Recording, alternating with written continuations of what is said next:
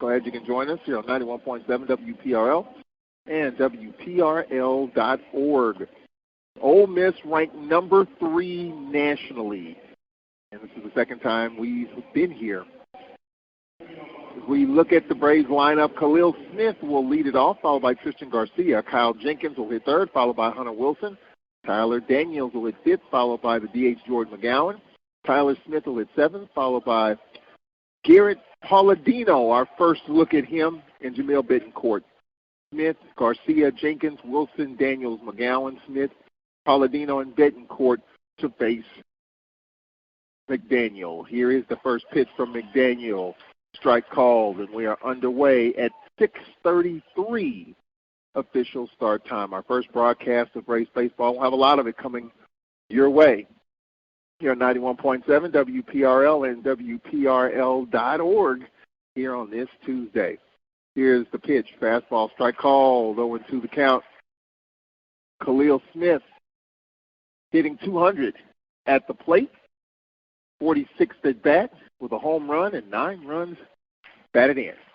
Here is the 0-2 with Smith, Garcia, Jenkins coming up in the top of the first. The pitch from McDaniel. Misses outside. Ball 1-2 the count. Here from Oxford, an overcast sky.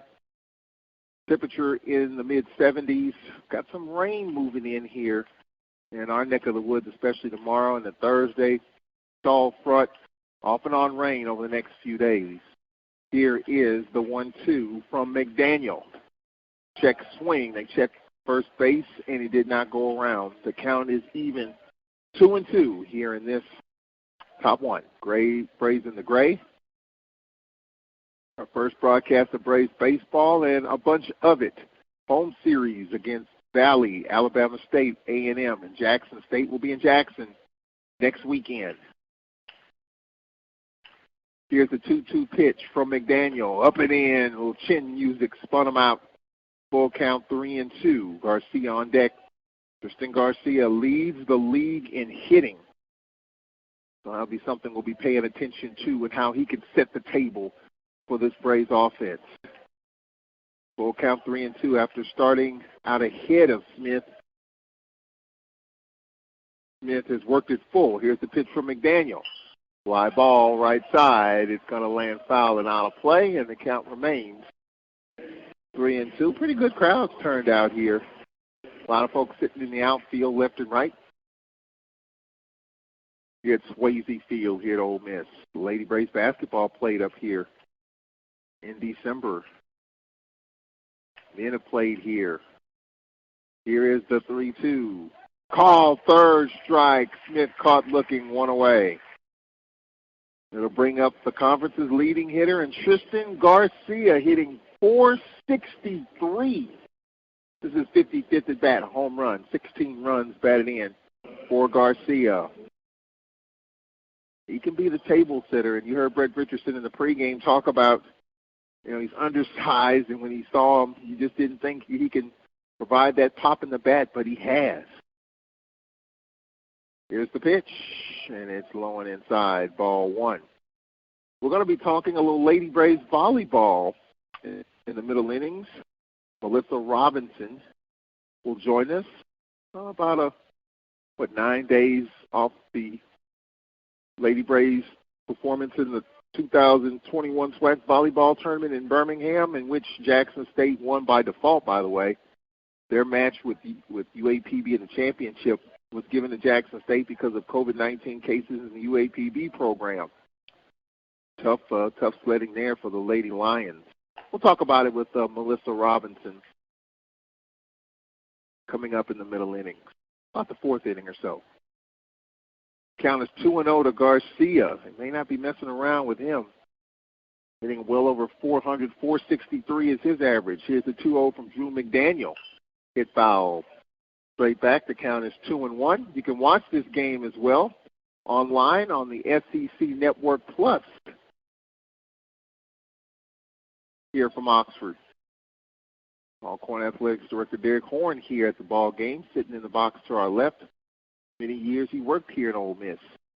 Knows their AD Keith Carter well. They worked together back in the day. Here's the pitch, swing and a miss. Count is even 2-2. here in Oxford. 2-2 the count. Ole Miss got Arkansas coming in here this weekend. The Braves will have Valley coming to Willie Rapp McGowan Stadium, Bill Foster Field this weekend. Here's a 2-2 pitch to Garcia. And waited on it, a fly ball in the center. And it's going to be caught in center for the second out. 2 away. Here in this, the top of the first inning is T.J. McCants, the freshman from Calumet, Florida, with the catch. 2 away. Base is empty for Kyle Jenkins. You talk about as tough as they come. Kyle Jenkins behind the plate, just hitting 195, though, with a home run and 7 runs batted in. Here's the pitch to Jenkins. Off speed, misses ball 1 here in Oxford. Swayze Field. The Braves will be playing Ole Miss in football in 2028. Was announced a while back.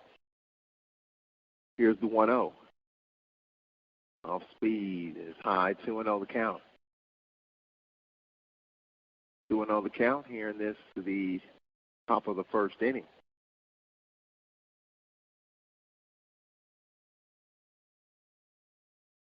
Here's the 2-0. Foul straight back, 2-1 the count. This shows you where things have kind of developed and evolved as far as the broadcast front. Back in December when the Lady Braves basketball team played here, visiting radio was not allowed in the arena. Had to check with them to see if anything had changed. And I think because it's outside, that obviously things are a little different. Here's the pitch check swing, and he did not go around. 3-1 the count to Jenkins. So Braves a pitch away from getting their first base runner of the evening here in Oxford. The last scheduled midweek game, 3-1 the count. Bunch of midweek games today in the SWAC. Bunch of games around the league. We'll kind of update you. Jackson State Tougaloo for 1. Here's a 3-1 swing and a miss. Blew it by him. Full count. Full count to Jenkins here in this, the top of the first inning. Lady Braves softball will be headed to Valley. The Lady Braves will be going to Itabena. And the Wolves baseball team will be coming to our place this weekend. Here's a 3-2 pitch from McDaniel. Swing and a miss. Inning over. 2 strikeouts. Side is retired. After a half inning scoreless, 1-2-3 inning, Jose Fernandez looking for a second win. It will be a short stint for him. Brett Richardson indicated an inning, maybe 2, and a lot of arms will be on display here tonight. We'll give you Ole Miss's lineup when we come back after this 1-minute timeout after a half-inning scoreless. Back in a minute from Oxford. This is Braves Baseball. Alcorn State University and the Trademark and Licensing Administration have joined to coordinate the placement of the university marks, both externally and internally, on items including shirts, caps, or other products. The university licenses will only use those products which reflect positively upon the university and are in keeping with the university's mission. The trademark and licensing of the Alcorn State University insignia was established to protect the Alcorn State University name and identifying marks. Trademark and Licensing Administration works to preserve and promote the university's long-standing reputation as a center of academic and athletic excellence. Merchandise vendors wishing to use the university's identifying marks on commercial products must be licensed vendors who have obtained permission to use Alcorn State University marks by securing trademark licenses. Campus organizations that want university identifying marks on their internal use products must hire licensed vendors to produce these items. To learn more about the licensing and trademark requirements, visit www.alcorn.edu/trademark and licensing administration.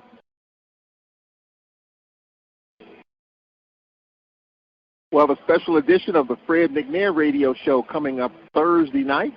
Hope you could join us for that. You can text a question, 601-348-7254. You can tweet a question. I'm on Twitter, Tallman Radio. Let's talk some Braves football. A lot to talk about. Braves obviously preparing for spring football in lieu of spring games, and obviously a lot of talk in spring football, what happened this past weekend in Jackson and other places. Big game coming up in Jackson this week. Jackson State hosting Alabama A&M. It's just for the Bulldogs, their second game of the year. Akil Glass and crew. Ibrahim, their great tight end, will be at Memorial Stadium, and Deion Sanders is already named a new starting quarterback. Here's the first pitch and a fly ball to left, and it's caught, one away. One pitch, one out. As for Ole Miss, Justin Bench jumped on the first pitch and flied to left. One pitch, one out, as Tyler Smith hauls it in. Going to bring up Jacob Gonzalez. And his pitch, strike call from Fernandez. Well, if he's just going to pitch one inning, it could be a quick one. Jacob Gonzalez, the freshman from Glendora, California. This pitch misses outside, 1-1.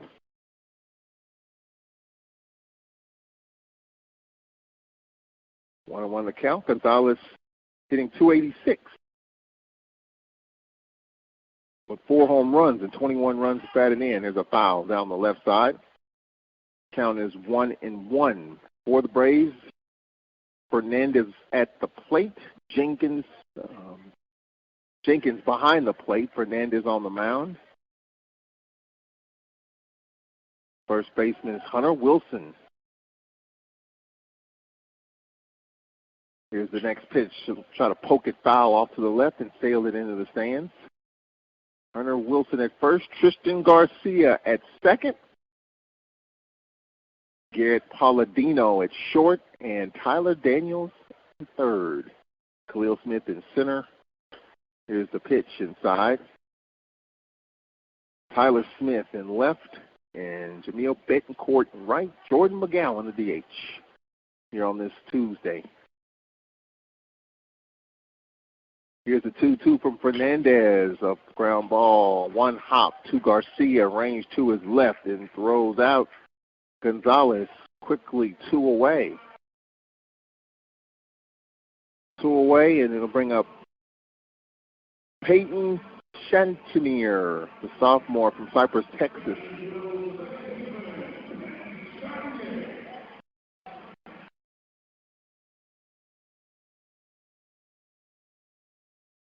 Two away, base is empty. Here's the first pitch, and it's a strike called.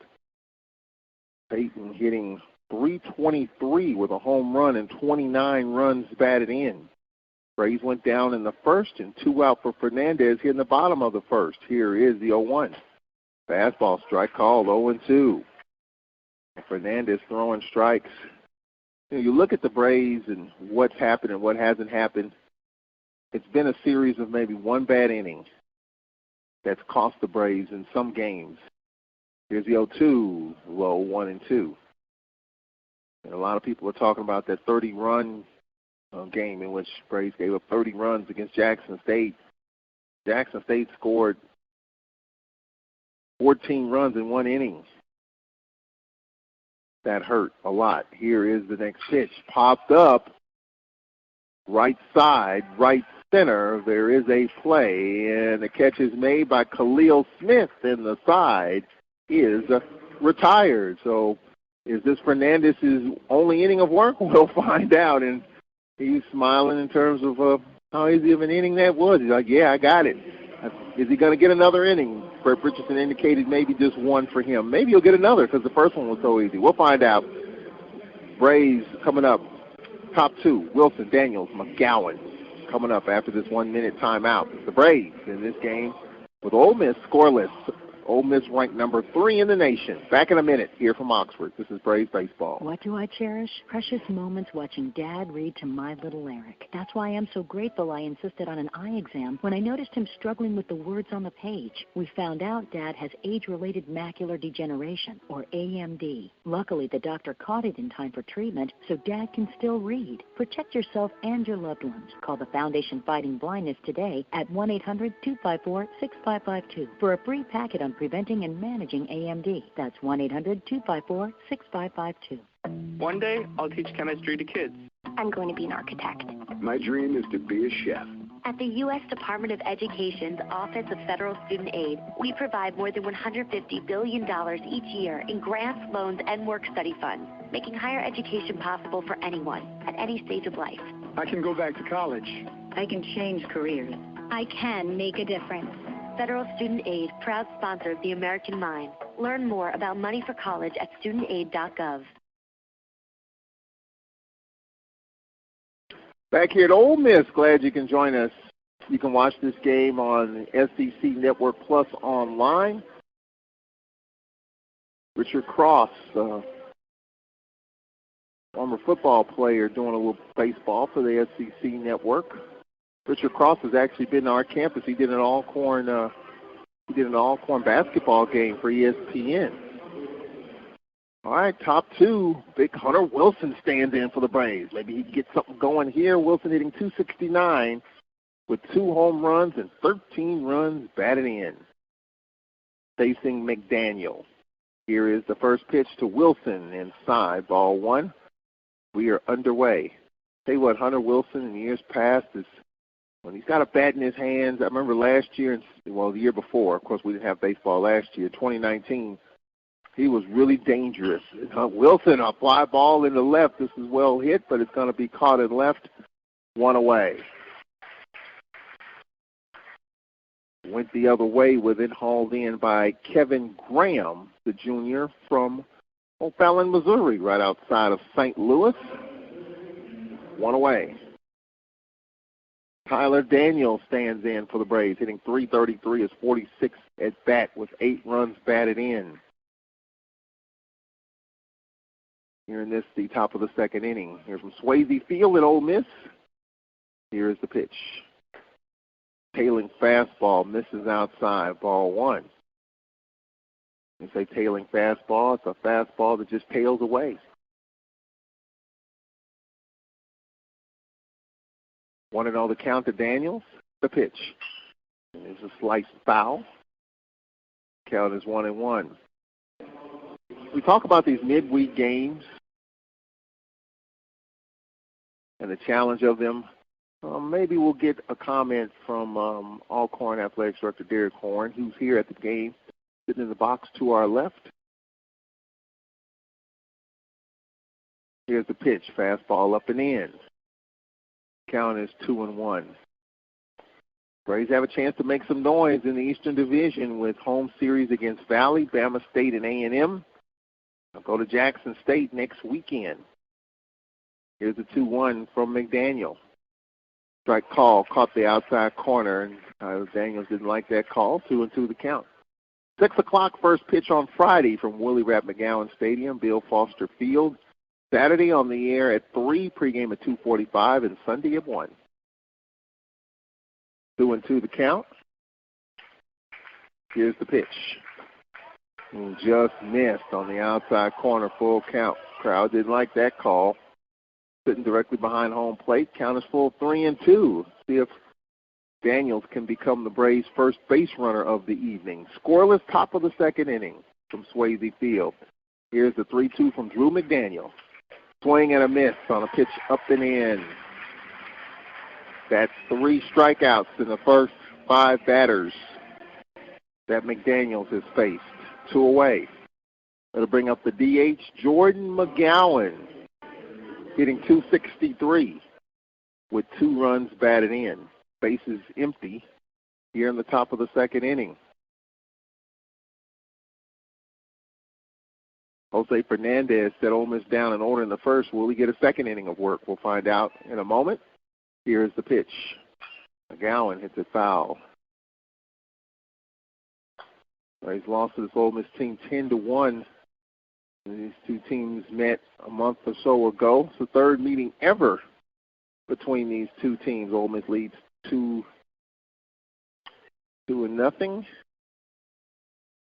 They met February 19, 2020 here in Oxford, in which Ole Miss won 9-8 in 10 innings. And they met here March the 9th, and Ole Miss won that game. Final was 11-1. Scoreless so far here, top 2. Here's the 1-1. Late swing, fisted it off to the right. Count is 1-2.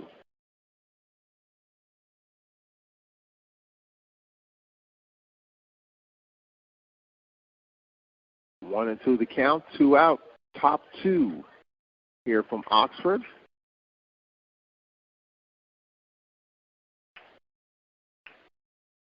Scoreless ball game. McDaniel steps out. And so does Jordan McGowan. Now he digs back in. That's the grandson of the late Willie Rapp McGowan. 1-2 the count. Here is the pitch from McDaniel. Low, 2-2. Coming up around the top of the 4th inning, we're going to talk with Melissa Robinson, Lady Braves volleyball coach. Kind of put a cap on the volleyball season. Really had the honor and pleasure of doing the volleyball tournament for the SWAC Digital Network. Learned a lot about volleyball. 2-2 the count. 2 out. 2nd inning. Base is empty. Here's the 2-2. Ground ball to second on a couple of hops. Inning over. So the first 6 have been set down by Drew McDaniel.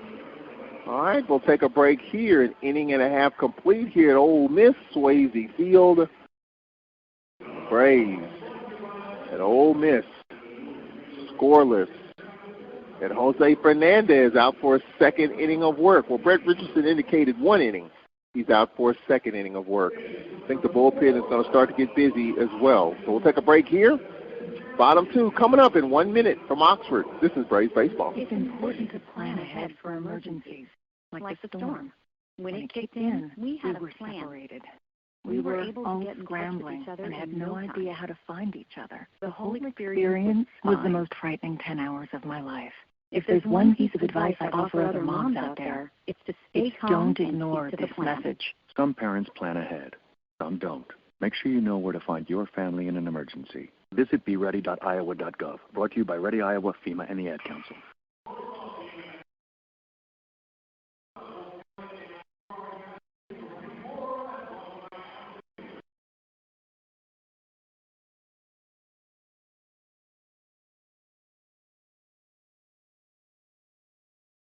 Welcome back. We are live here at Swayze Field at Ole Miss. Glad you can join us here on 91.7 WPRL and WPRL.org.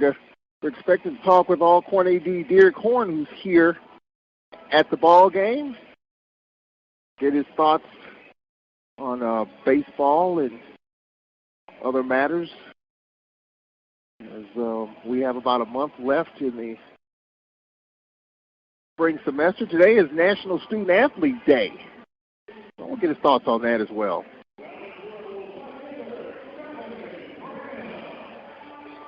Kevin Graham stands in, the junior from O'Fallon, Illinois. The lefty facing Fernandez. Here's the pitch, strike call. We are underway here in this home half of the 2nd inning. So Jose Fernandez only expected to go 1 inning, as Brett Richardson indicated in the pregame. This next pitch, swing and a miss, and Graham went down on one knee to get it. 0-2 the count. We have Alcorn Athletics Director Derek Horn mic'd up. We'll get to him coming up here in a moment or so. Here's the next pitch. I see what the issue is. I got him plugged up in another deal. I think he's good right there. All right. Here's the next pitch. A ground ball foul off to the right side. Glad you can join us here on this Tuesday here at 91.7 WPRL and WPRL.org. Scoreless game here on an overcast sky, 75 degrees. Here's a pitch from Fernandez. Misses. Alcorn AD Derek Horn here in Oxford. Got some camera time here. We got the monitor up here of this game being shown online, and they had a shot of you sitting in the box to our left. Here's the next pitch. Misses. We appreciate you coming on. Well, thanks, Charles. I appreciate what you do, and I just had an opportunity. I hadn't had a chance to travel. This is my first official trip since the pandemic, so I want to come and support the baseball team and have an opportunity to just kind of get here and make sure that they know that we support them, and just want to look look at a good game of baseball today. The team is doing well so far. And there's a fly ball to center field, and it's caught by Khalil Smith, one away. And I've told the story. You worked here for many, many years, and you know Ole Miss's current athletic director, Keith Carter, pretty well. Talk about that relationship. Well, you know, when Keith came in as a freshman, I was working here, and I used to play ball with him a lot, and got to know him not only as a student, but we've developed a great relationship, and he's done a great job. He stepped in and doing a really good job, and also I was here when they hired Mike Bianco, and looking at this stadium and seeing what he's done a great job. But it's a great time to be back up here, but also, too, great experience for our kids, too. Is this your first trip back here? I've been back for a couple of games, but this is my first baseball game. Tell you what, it's a great environment. I was talking before we went on the air. This pitch is low. And I've been to, obviously, Mississippi State, Starkville, USM, and there's a great environment there. And here, it's just, when this place is packed, and the tailgaters and all that, here's the pitch, fly ball, foul, out of play. It's just a tremendous environment. And Ole Miss, ranked number 3 in the country, coming off a tough series with Florida, played here yesterday. We're here with Alcorn Athletics Director Derek Horn, joining us here in the booth from Oxford. Here's the pitch. Call, third strike. Good job by Fernandez. That's his first strikeout. And quickly 2 away, Derek Horn and Jose Fernandez. So far, so good. Brett Richardson said it's going to be pitching by committee today. And so far, Fernandez, our number 1 starter, set down the first 5.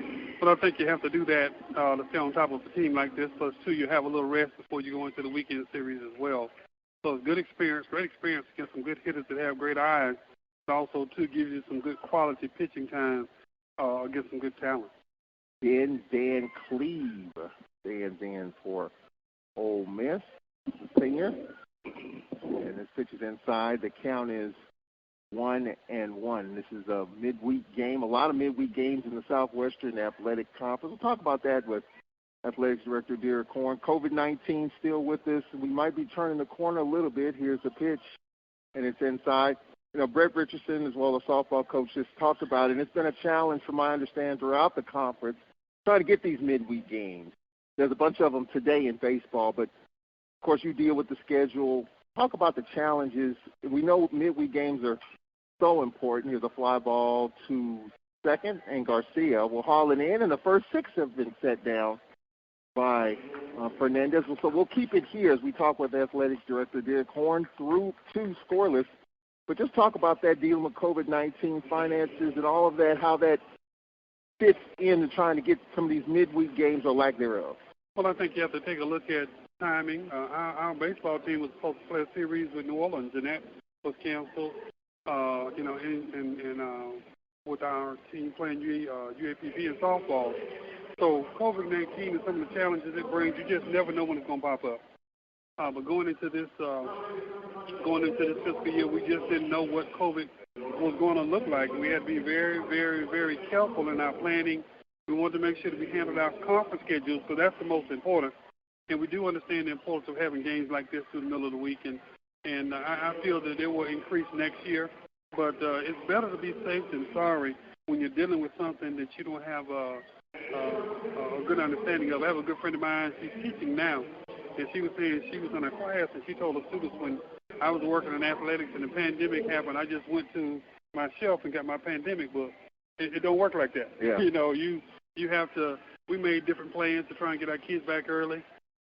And then it picked up, the cases picked up, everything kind of picked up. We had some other things that happened that kind of threw us off. But I share with all our coaches, I appreciate the effort they put in, because you have to keep persevering.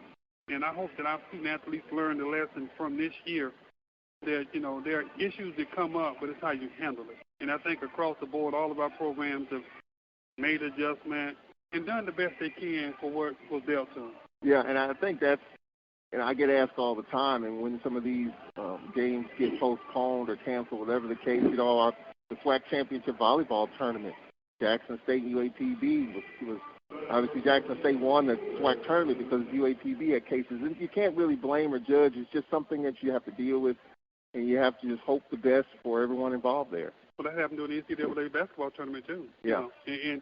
And it just happens that way, and it's tough for the kids, but like I say, you still want to be safe than sorry. Here's the first pitch to Tyler Smith, top of the third inning. Tyler Smith hitting 150 with 4 runs batted in. Scoreless ball game. We're going to be talking with volleyball coach Melissa Robinson coming up starting in the 4th inning. Alcorn AD Derek Horn joining us here from Oxford. Here's a fly ball to center. Well hit, but caught in center.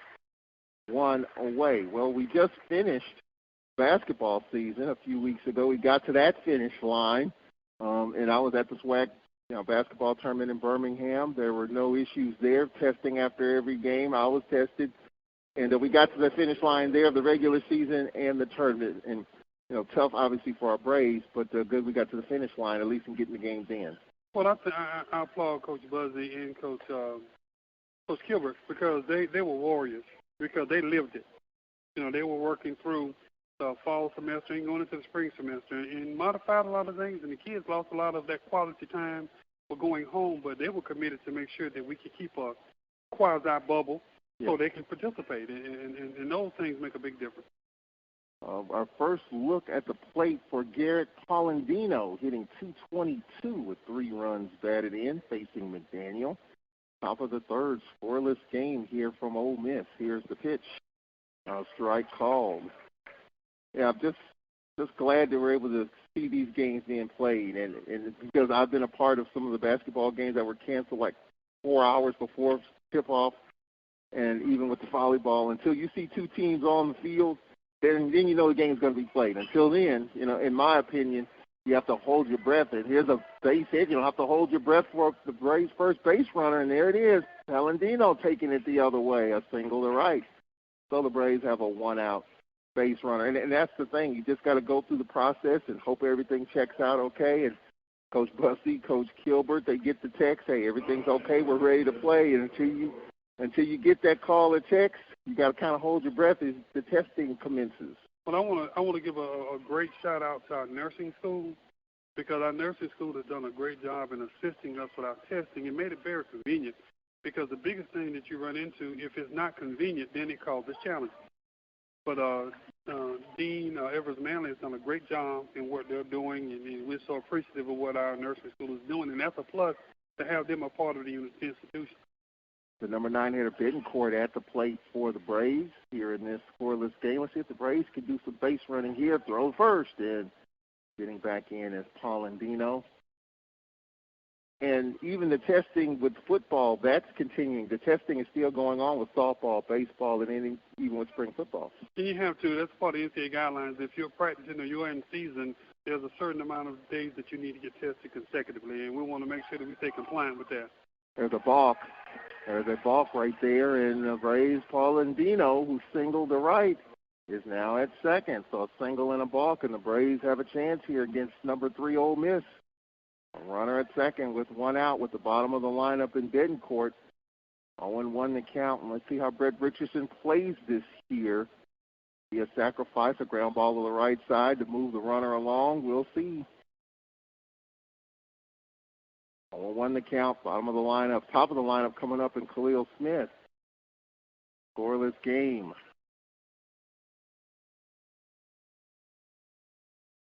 Here's the 0-1. Fastball just misses 1-1. So how would you assess, you talked about baseball, softball, tough weekend. Obviously this past weekend they got a big series with Valley at Mississippi Valley. Their baseball team comes to our place. How would you assess the baseball and softball program so far? Well, they're doing well, and I think, as I stated earlier, just so much is going on in keeping some consistency. When you have to stop and start. So we're hoping that, Coach Rankin got a series in this past weekend, and we can keep the series going, get this midweek out of the way, and get ready for that, that conference push. But I always want to applaud these student athletes because they're making sure that they have an opportunity to get out and play, and that's by them being responsible for their actions and making sure that they test negative and can keep participating. We just had the Final Four, and there was only one team that could not continue due to COVID-19. It was amazing how the NCAA did it, everything in Indiana, Indianapolis, and surrounding areas, and all those tests, all those games, and only one team could not continue on. This pitch misses ball 4, so the Braves have 2 on and 1 out as Betancourt draws a walk. So runners on at first and second, Palladino at second, Betancourt at first for the leadoff hitter, Khalil Smith. So I think we're figuring out as we go, and if we just continue to do the things that we need to do, we can get through this thing, but we're not there yet. Well, let me help you out, Charles. You talked about the men's tournament, but you better talk about the women's too. Absolutely, yes. You know, Mark Emmert is catching it because of yeah. But I think that it was very important to do that because I don't think a lot of people realize, particularly, good shot. Here's a shot in the left. It's a base hit, and the Braves on the board. Palladino scores to throw to third. Too late. RBI single for Khalil Smith. Just laced it in the left. A single in the right. So Khalil Smith with the RBI, scoring Palladino. Betancourt to third. And the Braves have a 1-0 lead with runners on at first and third, 1 out for the conference's leading hitter in Garcia, who flew to center his last time up. So the Braves have something cooking. Yeah. Well, as I was saying earlier, it's so important for the NCAA to have the men's tournament because the bulk of the revenue that comes into the NCAA and the member schools comes from that basketball tournament. So we're just excited that we were able to make it through to the finals, and that's going to benefit not just the teams that were in it, but it's going to benefit every member school.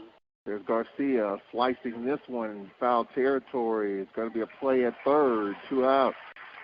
That's tough there. The conference's leading hitter and Garcia, a chance to add to the lead, and 5 unassisted on a foul out. I remember when we talked last year about this time, about the revenue that the university gets from the NCAA basketball tournament. I remember the figure stuck in my head, $600,000 that we were out of. So is it safe to say that we'll get some of that this go around since we had the tournament? We're hoping so, because I think what happened, they wanted to make sure by not distributing funds last year, that'll make it easier for us to get back closer to normal. Mm-hmm. So as we're going through our budget process, we're being very, very, conservative. And if there's anything else that can come in above our conservative level, it'll be definitely a benefit for us. Since we went through the whole thing, and I'm glad we're able to get to that finish line, that will definitely help. We'll talk with Alcorn Athletics Director Derek Horn. Jenkins takes a strike, a swing and a miss, and a check swing strike, and now Jenkins is in the hole. Well, the Braves got a run, an RBI single by Khalil Smith. It was a 1-out single by Palladino. Then Betancourt walked and a single by Smith. Garcia fouled out, and now Kyle Jenkins is in the hole, 0-2. 1-0 Alcorn. Runner going. Pitches outside. The throw, they have the runner hung up, and he's going to be tagged out. They tried that delayed double steal, and Khalil Smith, CS, caught stealing, but the Braves do get a run here.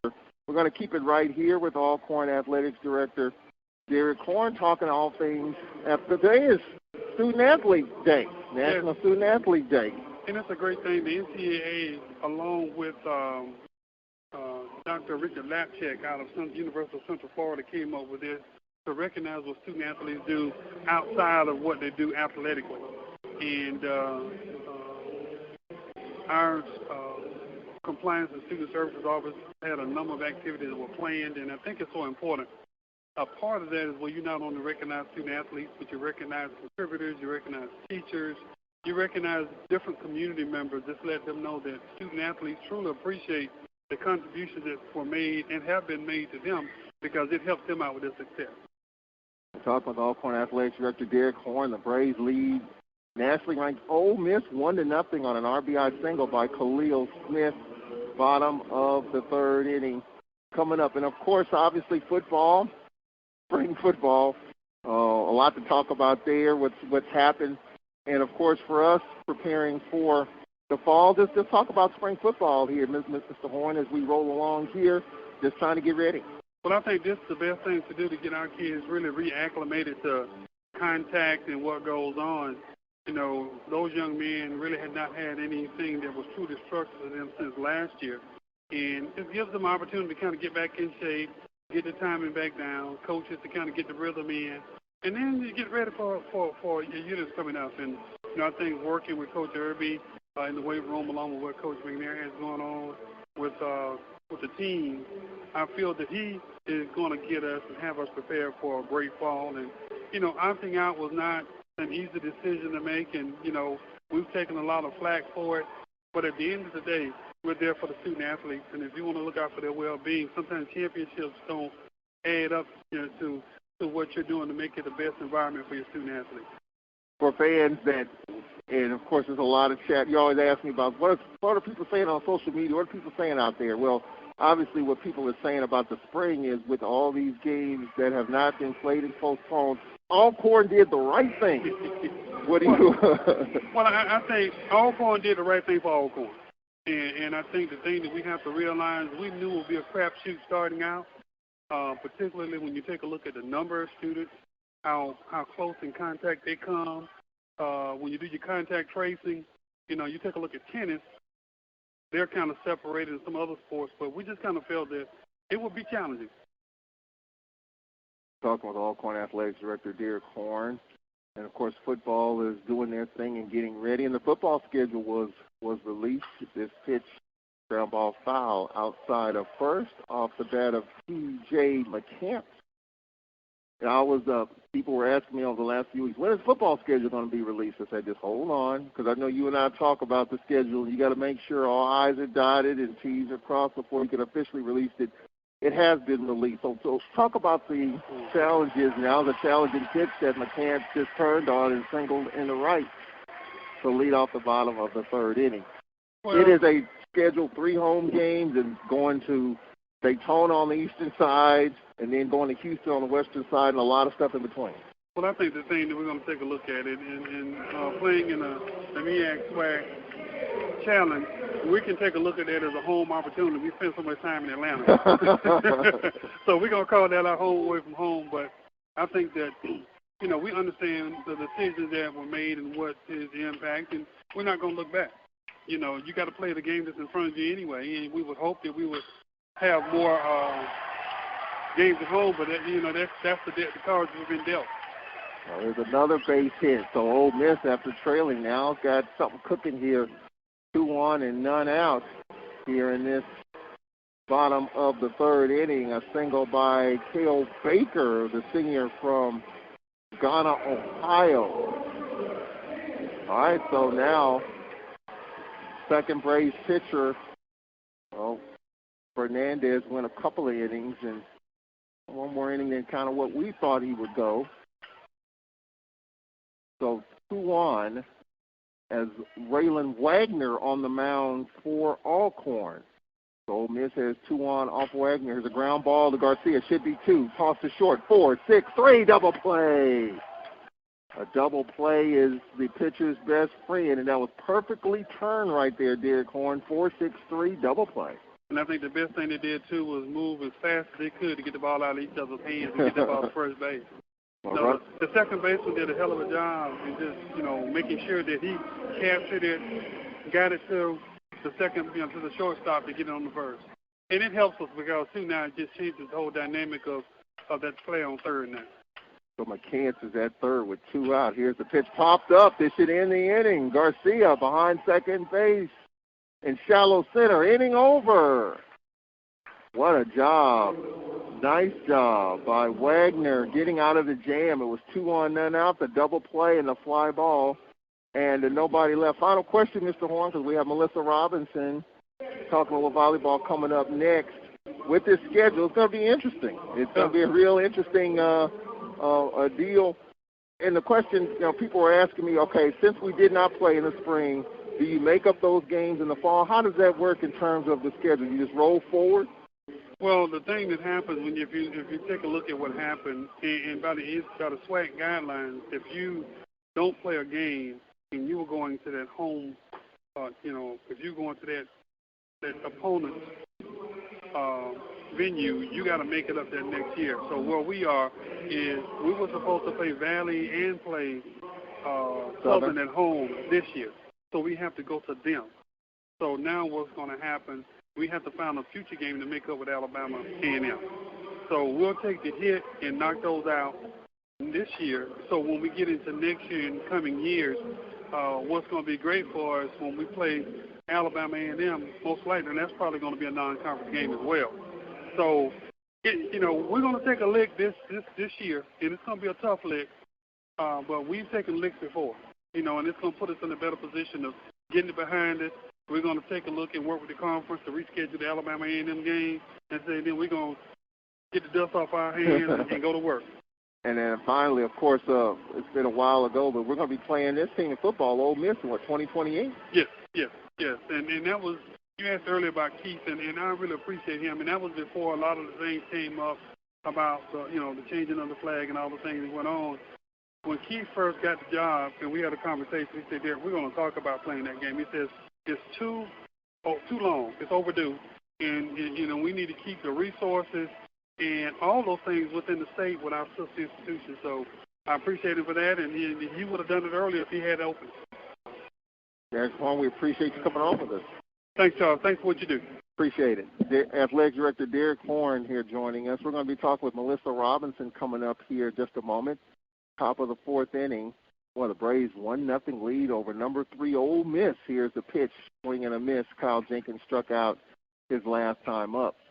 So the Braves are up 1-0. A good job by Wagner getting out of that last half inning. It was 2-on-none out, then the double play and the fly ball, and the Braves still hanging on to the 1-0 lead. Would like to add to it with Jenkins leading it off. This pitch is low. We're going to talk with Lady Braves volleyball coach Melissa Robinson here in a moment as we reset the deck.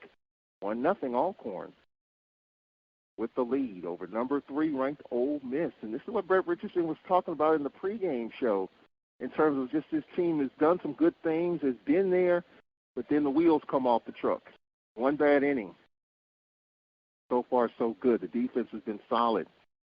We're tied for first in the conference in fielding percentage and only 8 errors so far this season. Here's the pitch to Jenkins. Fastball, this is high.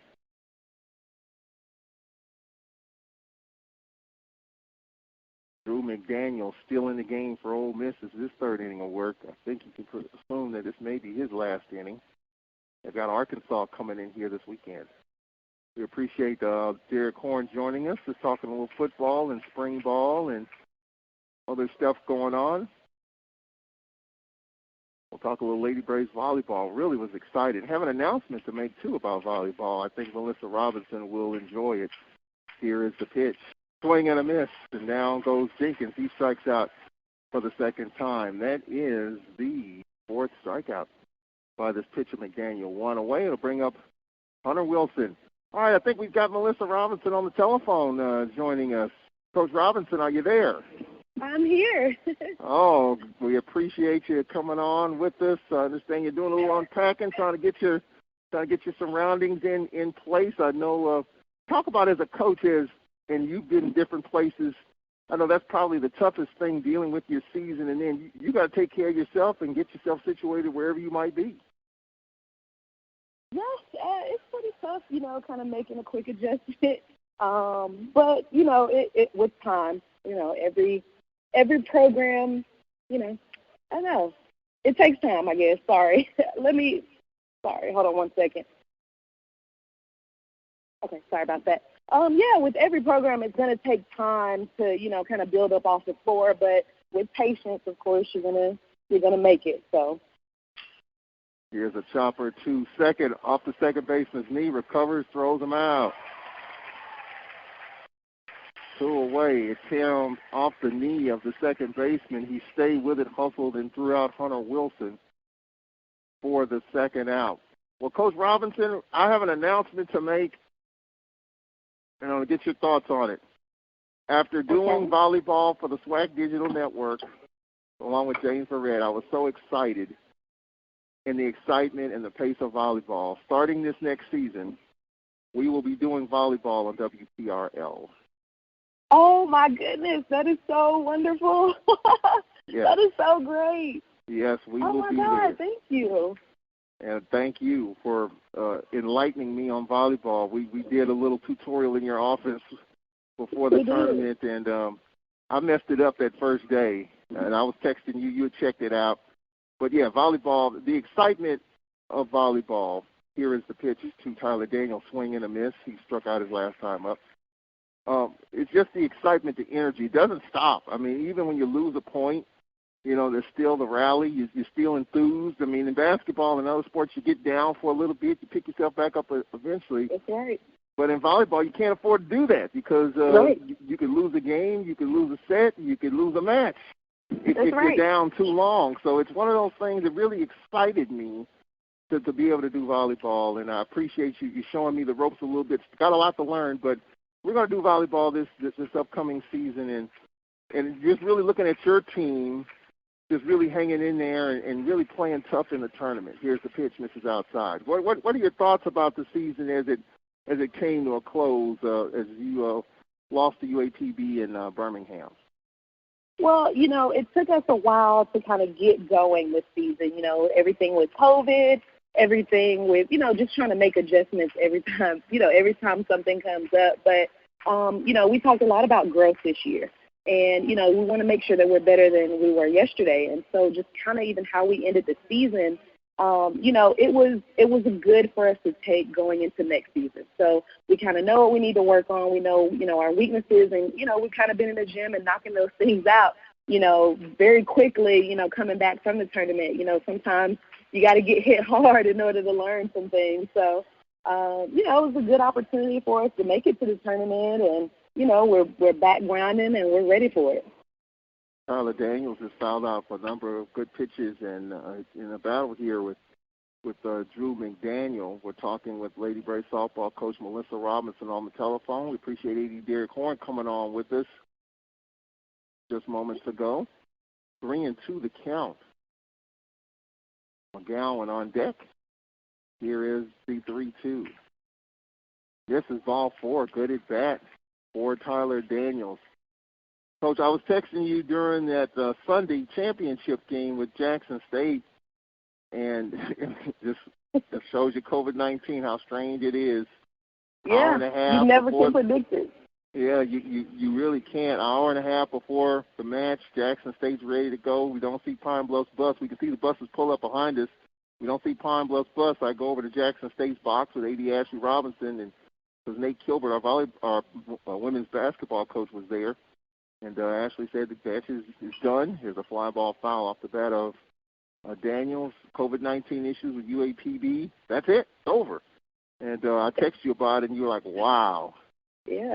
Talk about just simulating if you're on both ends of that spectrum. If you're on Jackson State side, you don't have a match, and then UAPB side, here it is, you're trying to make your first ever, you made your first ever championship, trying to win your first ever championship, and that happens. It could go either way. If I'm Jackson State, I'm like, all right, yeah, we won. That's it. We're not playing.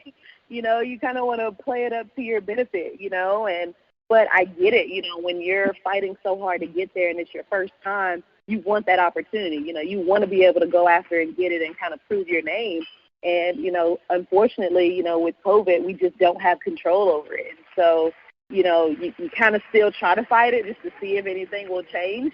If you're, Pine Bluff, and then if not, you kind of got to roll with the punches and just be ready next season and, work hard to get there again to really prove your point a second time, Jordan McGowan grounds out to second, so the Braves strand their second base runner. They left runners on in third and the fourth, so we go to the bottom of the fourth inning and the second inning of work for Wagner.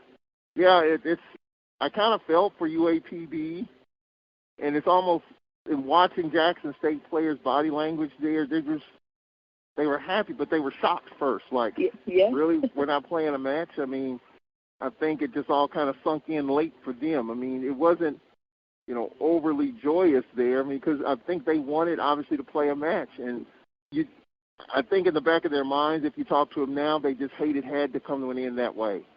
Yeah. And I'm sure they wanted to prove themselves as well. They had a great season coming in, and just being able to really end it and show everybody in the conference that they were number one this year. I think that was probably a little bit of disappointment from them as well. We're talking with Lady Braves volleyball coach Melissa Robinson, and you had a couple of players brought home some hardware, some postseason hardware for your ladies. Some good work there. Talk about that. Yeah, so we got one of our newcomers, Mackenzie Young Mullins. She was awarded Newcomer of the Year. She transferred in from us from University of South Carolina Upstate, so she was kind of a really good get for us and really held us down offensively this year. So she was awarded that SWAC Newcomer of the Year. And then we had Mackenzie also was able to get a spot on the second team All-SWAC team. So, that was pretty good, just having those accomplishments in our program. It's honorable, and it gives us something to work hard for next year. We're talking with Lady Braves volleyball coach Melissa Robinson, joining us on the telephone. Charles Edmund here in Oxford. The Braves lead nationally ranked Ole Miss 1-0, and here's Jacob Gonzalez, extra base hit, shot left center field all the way to the wall. A stand-up double for Jacob Gonzalez to lead off the fourth inning. Coach Robinson, are you a baseball fan? I know the basics, okay? I know there are 4 bases. I know some outfields. I know some positions, but, I know a little bit. What's your favorite? Do you have a favorite baseball team? I don't. I would probably say, just because I hear people talking about them a lot, probably say Red Sox, but I know how, how big that is with everyone. It's always a talking point, no, why are you a Red Sox fan? So, but yeah, I kind of watch them from time to time. We're about to end the interview right here, Coach Robinson. See? Okay. That's hard to pivot from, but no, I understand. Right. Chantigier at the plate. He flied to center his last time up. Talk a little volleyball with Lady Braves volleyball coach Melissa Robinson. Here's the pitch, swing, and a miss. We talk about the tournament, and you and I talked about this. I don't know if this is something the SWAC's going to do. Probably should ask A.D. Horn this, but it's a little bit different with volleyball than it was for basketball, where the teams were tested after every basketball game. In volleyball, do you foresee something like that happening? Because here it is, and I just happened to stay in the same hotel that Prairie View's volleyball team stayed in, and I know they left the morning of. Is there anything that could have been done there to where maybe since UAPB didn't make it, Prairie View could have filled in that slot, or is that just tough luck for UAPB and, obviously Jackson State gets the championship? It's a pickoff move, throw not made the second. Yeah, I think it would be, a dream for Prairie View to be able to do that. But I do feel like, it's just a tough call. We can't predict it, so it's kind of hard to say. But I definitely would have liked to see it, kind of shake out. But I do think that the SWAC moving forward will probably, test us more, for the future of the tournament and, just kind of match what basketball is doing. Of course, we can all say, different changes should be made, but, we learn from where we are and we, continue to be better. What are some of the things that you would like to see different as far as the volleyball tournament? You kind of like it where it is and how it's set up and the format and everything? I do like the neutral location. I think that gave everybody just a level playing field versus, just kind of being on someone else's campus and, you kind of get that home court advantage sometimes. So I think just kind of being at a neutral place is more ideal than being in a campus. But I'm open to anything. I'd love to maybe host one day at Alcorn, get some people down there and show us some love also. So. Yeah. There once upon a time, many years ago in this conference, and here's the pitch, swing and a miss, and down goes Peyton. Good job there by Wagner and his previous administration. And I think it's in a sense it's still the case that a lot of the championships were going to be held on our campuses because it's just that local flavor that you're talking about. Financially, it saves a few bucks. So there once upon a time was a situation in which there was a conversation about many of our conference championships being played on our SWAC campuses to kind of help everyone financially and kind of get a lot of fans involved that support their schools. Yeah, I think that helps. That's very helpful to a lot of different schools in the conference. And like I said, I'd love to get back to it. I'm kind of open to whatever. I'm one of those coaches who's like, all right, this is what we're doing. Let's do it. And, so I'd like to hopefully be back on our campus pretty soon, but, if we have to travel, I'm open to that as well. There's a RBI single off the bat of Graham. Hunter Wilson didn't get down on it and went right between his legs and into right field. An RBI single for Graham, scoring Gonzalez, who doubled. Yep, Hunter Wilson didn't get down on it and went right between his legs and into right field. So an RBI single ties the game at 1 as Gonzalez doubles and he scores. So we have a 1-1 game in the fourth inning. Well, Coach Robinson, what's next now in terms of recruiting? How is that like in the COVID-19 era? I've talked with some of our coaches. You're doing Zoom stuff, and how is it like in terms of recruiting and you're trying to build your volleyball program? Is it a challenge just like most coaches these days? Yeah, it's definitely tough, trying to recruit on video and trying to, hope for the best with each recruit. It's kind of hard to evaluate through those videos, but just being on Zoom and kind of still getting those personalities, seeing if they match, what you have in-house and what they can also bring. It truly has its challenges, but I think it's also making us better, as coaches, to just be able to kind of roll with the punches and try to figure some new creative ways out to kind of help us with recruiting.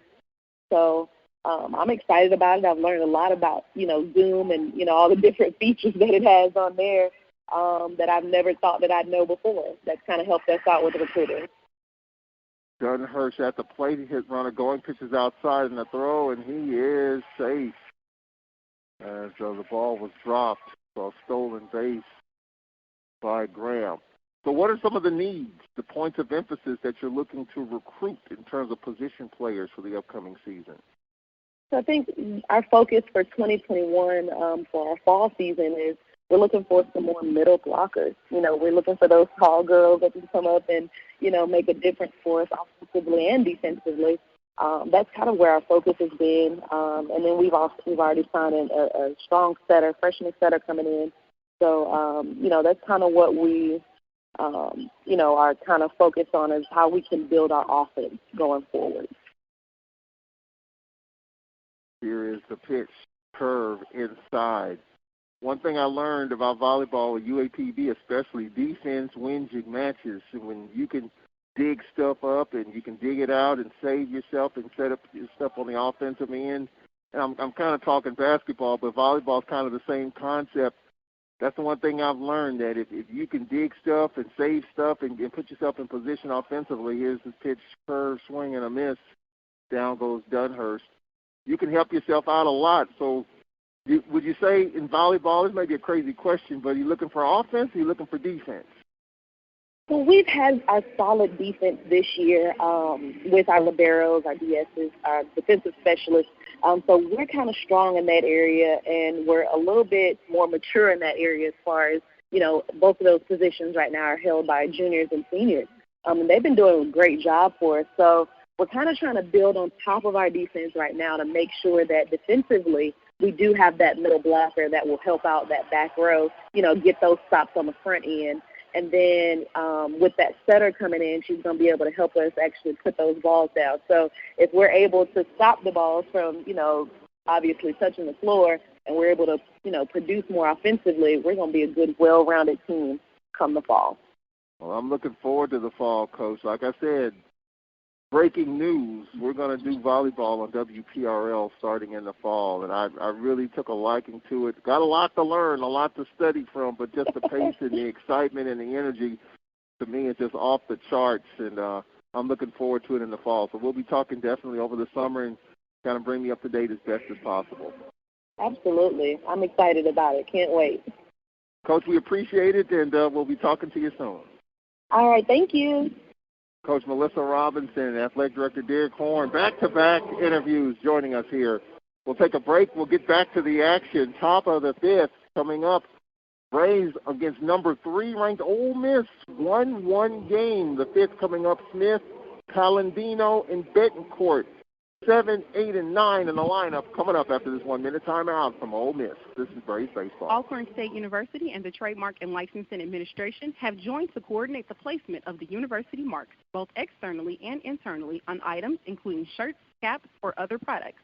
The university licenses will only use those products which reflect positively on the university and are in keeping with the university's mission. The trademark and licensing of the Alcorn State University insignia was established to protect the Alcorn State University name and identifying marks. Trademark and Licensing Administration works to preserve and promote the university's longstanding reputation as a center of academic and athletic excellence. Vendors wishing to use the university's identifying marks on commercial products must be licensed vendors who have obtained permission to use Alcorn State University marks by securing trademark licenses. Campus organizations that want university identifying marks on their internal use products must hire licensed vendors to produce these items. To learn more about licensing and trademark requirements, visit www.alcorn.edu/trademark and licensing administration. Charles Edmund here. Glad you can join us on 91.7 WPRL and WPRL.org. Back-to-back interviews, AD Derek Horn and volleyball coach Melissa Robinson joining us here from Oxford. A busy week coming up. The Fred McNair radio show will be Thursday evening right here on WPRL 91.7. You can text the question, 601-348-7254. We'll try to play some of this audio. Derek Horn giving us his thoughts on the spring and opt-out in the spring. We'll get Fred McNair's thoughts on some of that and talk about the spring, how that's going. Maybe his thoughts on what he's seeing with spring football.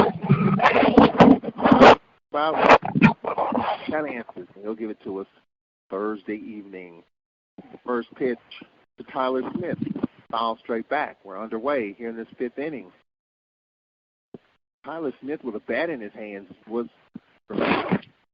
one of the mid-short relievers on the mound. Fly to centers last time up. Here's the pitch.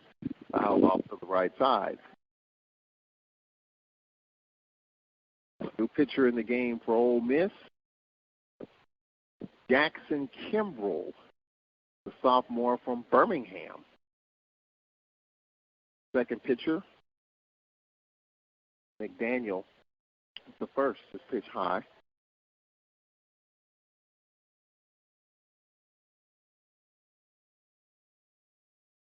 So the starting pitcher, McDaniel, went 4 innings. Braves have gone through 2 pitchers. Will Wagner pitch a 3rd inning? Here's the pitch high. 1-1 game here in the 5th inning. Alcorn versus number 3 ranked nationally, Ole Miss.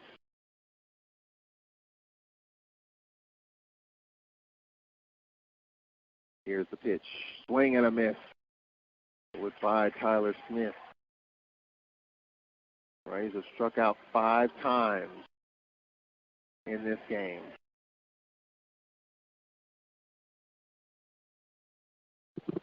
One away. Here at Palladino at the plate. Here's the pitch. Strike call. Bunch of games involving SWAC teams today. Derek Horn talked about those challenges. Bunch of games today. Here's the pitch. This is Fred McNair radio show Thursday at 5 o'clock right here on WPRL. 5 until 6. Here's the pitch. Palladino fouls it off to the right side. Foul led out of play. The line score, 1 run, 2 hits, 1 error for the Braves. They stranded 2. 1 run, 3 hits, no errors for Ole Miss. And they've left 1. Here's the pitch, swing and a miss. Back-to-back strikeouts, 2 away. Going to bring up the number 9 hitter, Bittencourt.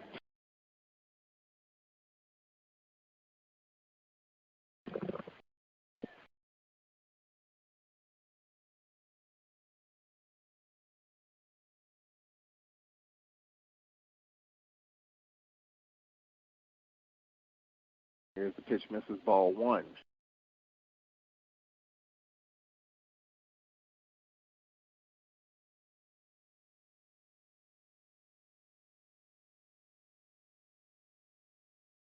Here's the next pitch, strike called.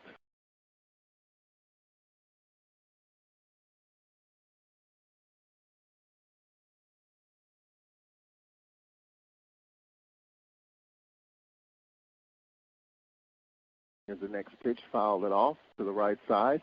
Count is 1-2. We'll get you the SWAC scoreboard as we roll along here. Jackson State continues to roll. Of course, we go to Jackson State next Friday at Bob Braddy Field.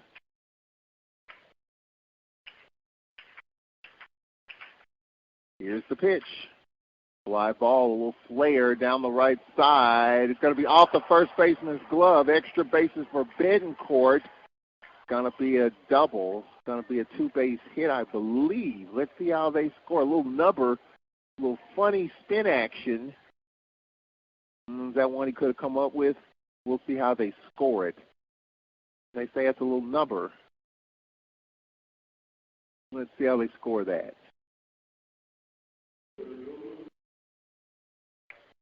I think they're talking about it here.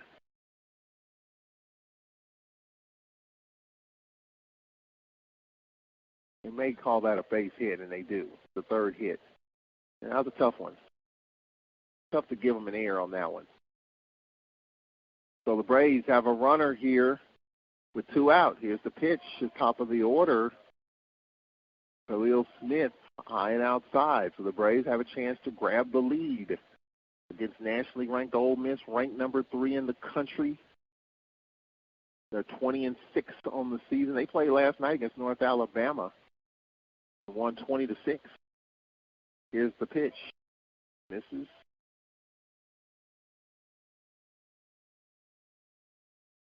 Count is 2-0.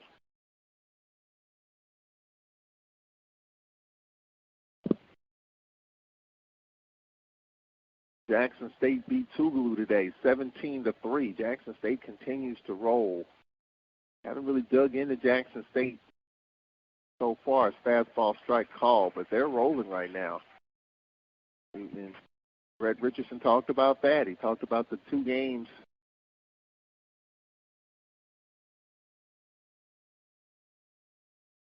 Khalil Smith, 1 walk per game. That's tied for 15th in the nation and 1.42 runs per game. That's 2nd in the nation. So he's very active when he's there. There's a high fly ball into left. Mile high in the air. Inning over. The Braves strand runners in the last 3 innings. They've left 3. So 4.5 complete here in Oxford, bottom of the lineup for Ole Miss. 7-8-9, 1-1 game. Back in a minute as we'll give you the next Braves pitcher. Do they stay with Wagner? Or we will get another arm. We'll tell you about it on the other side of this 1-minute timeout. This is Braves Baseball. What do I cherish? Precious moments watching Dad read to my little Eric. That's why I'm so grateful I insisted on an eye exam when I noticed him struggling with words.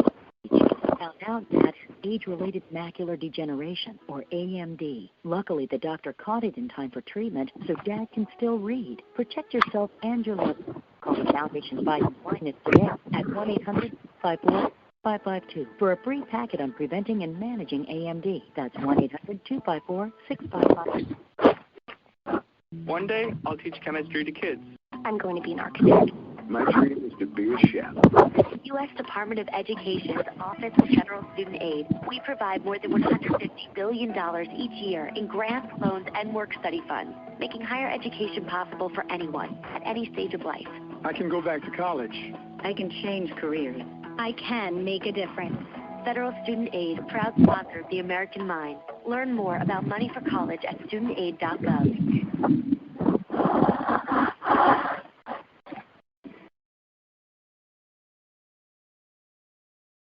Don't forget, for the best in gospel, the He's Worthy to be Praised gospel program hosted by the one and only Jay Miles every weekday from 7 till 11. 91.7 WPRL and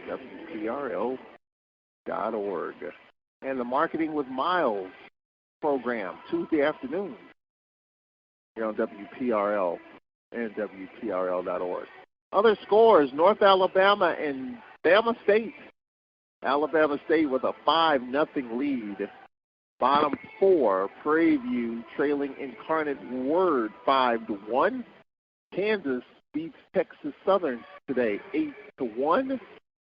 Mississippi State, number 5 ranked team in the nation, leads Southern 2-0, bottom of the third. Kansas State, bottom 6, leads UAPB 7-2. Full scoreboard on this midweek. Pitch misses outside, ball 1 to TJ Hance. Bottom 5 here in Oxford. 1-1 game. Here's the pitch fouled off. Speaking of Starkville, I was in Starkville last year, in which Mississippi State hosted Southern University in the Starkville Regional, and it was a close game there. Just hate to think about it because you're now a SWAC fan, a Southern fan in that instance. Just routine plays defensively. And I think Southern had maybe first and third, nobody out and couldn't score in the middle innings. And in the regional, that just can't happen. You've got to capitalize because you're not going to get many opportunities. Here's a 5-ball foul off to the left side. So good to see Southern coming back to Starkville. So you got Ole Miss number 3 in the nation, Mississippi State number 5. Reading something about the Black College Nines hosting a World Series coming up here in Montgomery. Kind of get into that the next few days. We'll kind of dig more into that one. Trying to get more exposure for HBCU baseball. Here's the pitch, a shot in the middle of base hit. Single off the bat of McCants, who's 2 for 2. The Black College Sports Network's been airing some baseball online. They aired the Texas Southern game, if I'm not mistaken, or Prairie. I can't remember which one. Game in Dallas. And it will bring up Dale Baker. Dale Baker at the plate. He singled his last time up. Bottom of the lineup, the number 7 and 8 hitters, McCants Baker, 3 for 3. Baker, a chopper, too short. Could this be 2? 6, 4, offline, and he is out. 3, double play. Second double play for the Braves, a 4-6-3 double play. In this one, a 6-4-3 double play. A 2-hopper to Palladino, to Garcia, over to Hunter Wilson. 6-4-3 double play. So 2 out, bases empty in this 1-1 game. I'll bring up the number 9 hitter, wearing number 9, Hayden Leatherwood. Pitch misses, ball 1.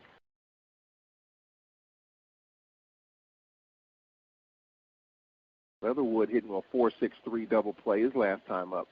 Here's the pitch, a ground ball base hit, took it the other way off the bat of Leatherwood. Off of Osborne. The third Braves pitcher, Jose Fernandez, started. Then Wagner, then George Osborne the third. The Braves' third pitcher. Well, top of the lineup for Ole Miss, Justin Bench. The Ole Miss team will host Arkansas this weekend. Braves, the friendly confines of Willie Rapp McGowan Stadium, Bill Foster Field. The Braves will host Mississippi Valley. Pitch misses, ball 1. Brett Richardson said he doesn't really look at the standings. He just tries to get better every day. The Braves with 9 at home of the 12 remaining in conference. This pitch misses. Braves have a chance to help themselves move up in the standings as we get ready for the baseball tournament. Right now the tournament's scheduled for Jackson at Smith-Wills Stadium. Here's the pitch. Strike called. I understand some of the ADs and coaches toured the facility last week, and there were some concerns, but they were assured, the coaches and ADs, that whatever concerns they have will be addressed and rectified in the next week to 10 days. Here's the pitch. Just missed. So right now the tournament's still scheduled for Smith-Wills Stadium mid-May. 1-1 the count. It said the coaches and ADs are touring these facilities just to check out everything. course, the SWAC tournament has been at Smith-Wills Stadium before. There have been some upgrades to the stadium. Turf and all that's been put in. Been a minute. I remember one year we played the tournament in Smith-Wills. I think we scored 27 runs. Here's the pitch. A chopper to Garcia on 2 hops. The inning is over. Ole Miss has left 2. The Braves have left 3. Good job by Osborne getting out of that inning. We got an official game, ladies and gentlemen, here from Oxford. 5 complete, 1-1 game. Garcia, Jenkins, Hunter, Wilson, 2, 3, and 4 coming up. 6th inning in 1 minute. This is Braves baseball. It's important to plan ahead for emergencies, like the storm. When it kicked in, we were separated. We were all scrambling. I had no idea how to find each other. The whole experience was the most frightening 10 hours of my life. If there's one piece of advice I offer other moms out there, it's to stay calm and ignore this message. Some parents plan ahead. Some don't. Make sure you know where to find your family in an emergency. Visit beready.iowa.gov. Brought to you by Ready Iowa, FEMA, and the Ad Council. One day, I'll teach chemistry to kids. I'm going to be an architect. My dream is to be a chef. At the U.S. Department of Education's Office of Federal Student Aid, we provide more than $150 billion each year in grants, loans, and work-study funds, making higher education possible for anyone at any stage of life. I can go back to college. I can change careers. I can make a difference. Federal Student Aid, proud sponsor of the American Mind. Learn more about money for college at studentaid.gov.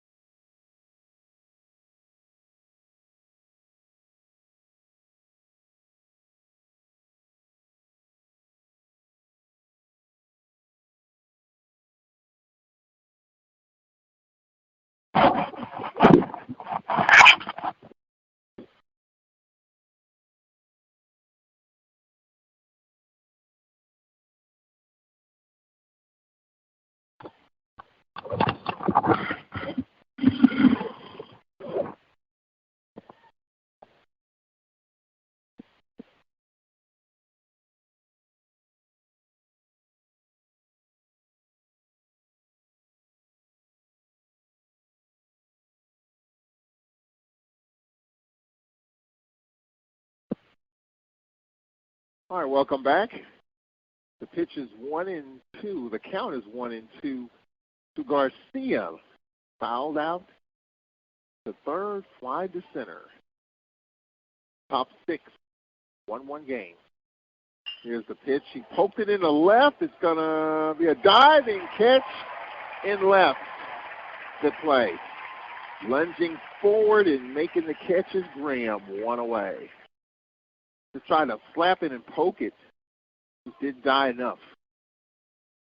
Jenkins stands in. He is struck out twice in this game. So Kyle Jenkins has got the power. One swing in the bat can give the Braves the lead. Here's the pitch. Strike called. Jackson Kimbrell on the mound for Ole Miss. The lefty. Here's the 0-1 to the righty. Jenkins. Strike call on the outside corner. Jenkins has struck out twice in the first and the fourth. 0-2 the count. Kimbrell, the lefty, whirls, brings it home. Fastball high, 1-2. Don't forget the Fred McNair Radio Show, special edition, Thursday at 5 o'clock from 5 until 6, here on 91.7 WPRL and WPRL.org.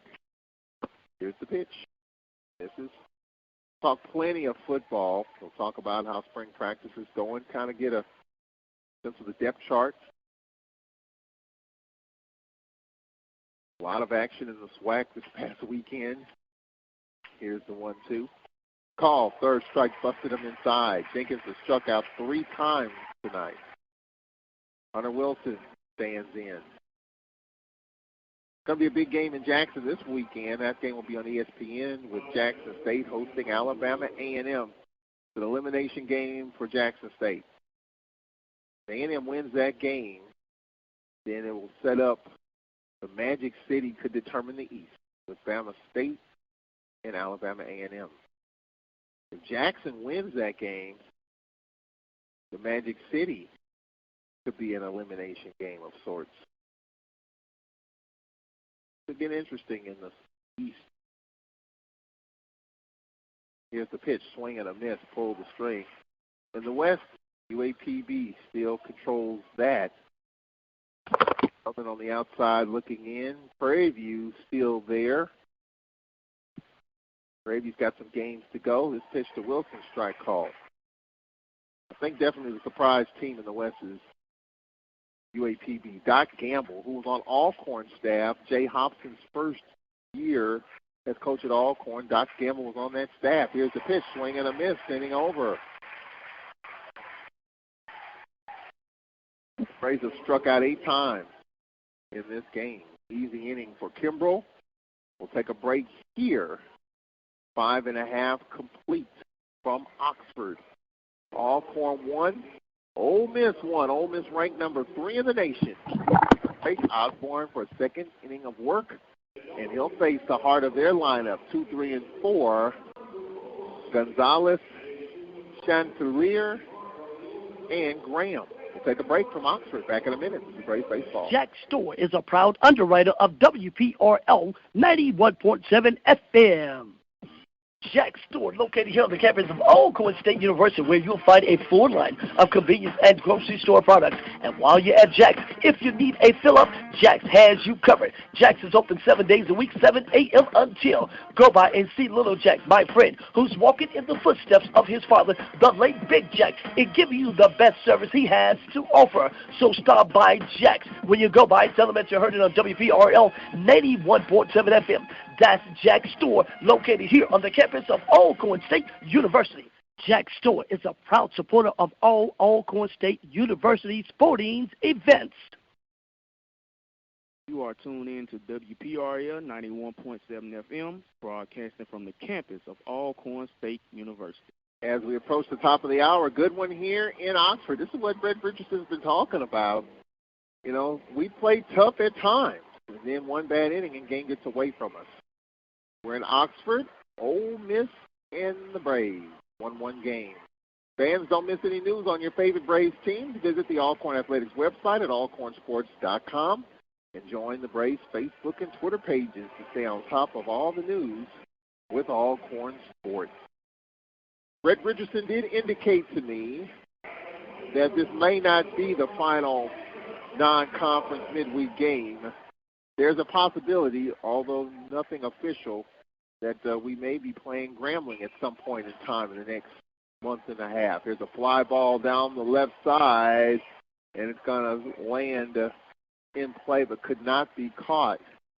As Garcia was chasing, Daniels was chasing, as well as Polandino was chasing. Landed beyond the tarp down the left side. 0-1 to count. This is where these games grind on. Teams get a good look at these pitchers. This is where they dig in, and where Osborne has to dig in here. The third Braves pitcher, Osborne followed Wagner, who followed the starter, Jose Fernandez. Here's the pitch, a shot to middle, hit the mound, drilled in the center for a base hit. Gonzalez, 2 for 3, doubled, and now a single. Grounded to second. He's 2 for 3. Could be a sacrifice situation here for Ole Miss.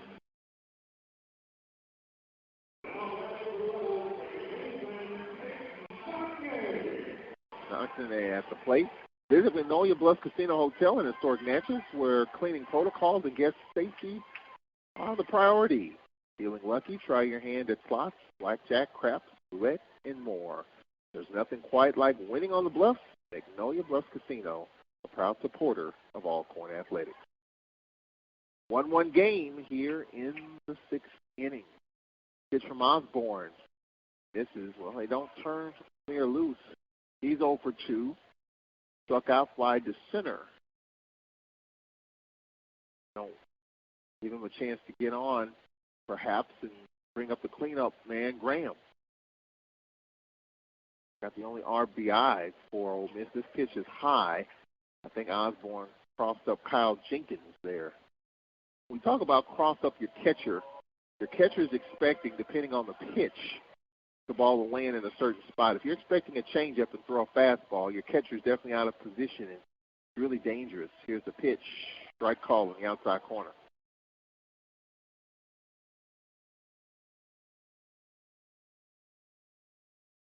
Your catcher's almost in a defensive position because he's expecting the trajectory, the ball to land a certain way. Here's the pitch, a little foul down the left side.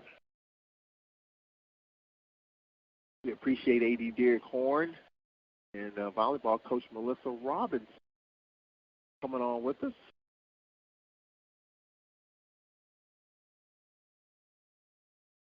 All the Alcorn news will catch you up on.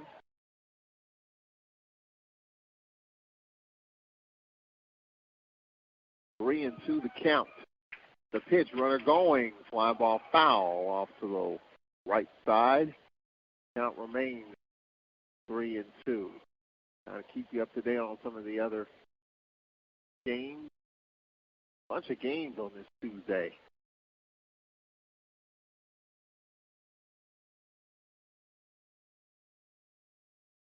One game here in Oxford. Here's the pitch.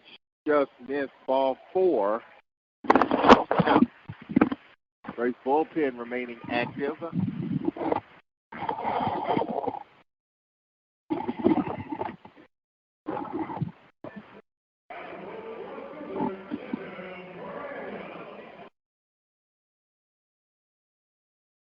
It'll bring up Kevin Graham.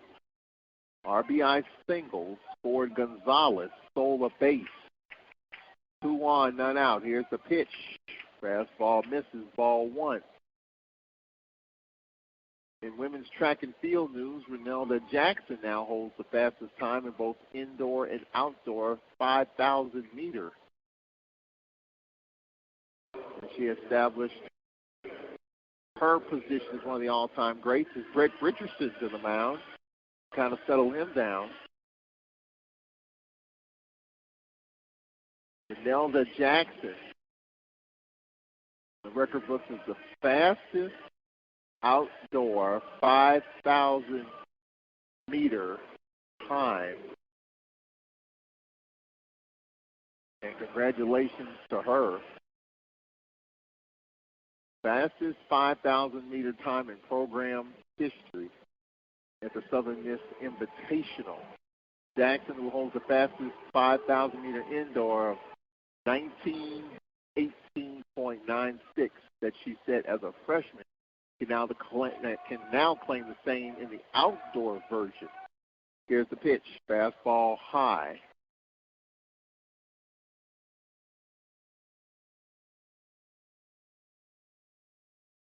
Count is 2-0. Brett Richardson trying to buy some time, I think, for his bullpen, if nothing else. He's trying to settle down Osborne.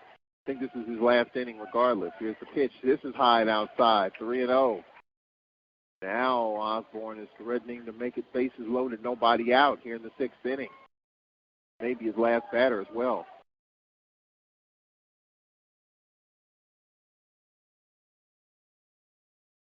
Here's the 3-0. Right down the middle, 3-1. Lady Braves softball will be at Mississippi Valley this weekend. Single game on Friday, doubleheader Saturday in Itta Bena. Valley's baseball team will be at our place for a 3-game series. Here's the pitch. Curve, foul off to the left, count is full, 3-2.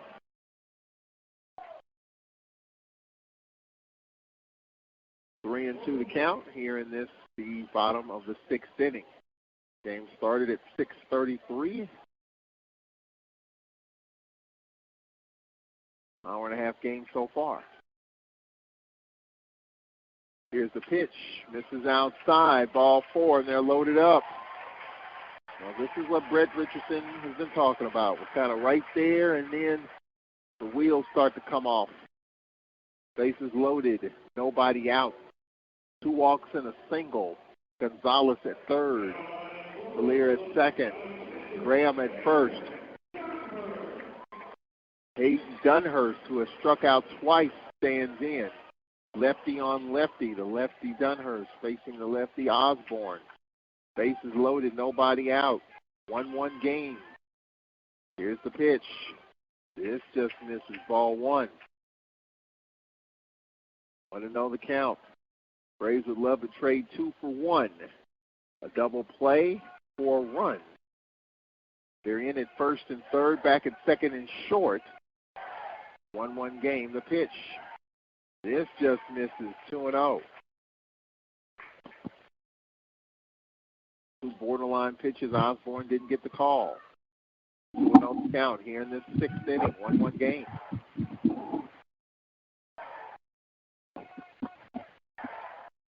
Here's the 2-0. High. 3-0.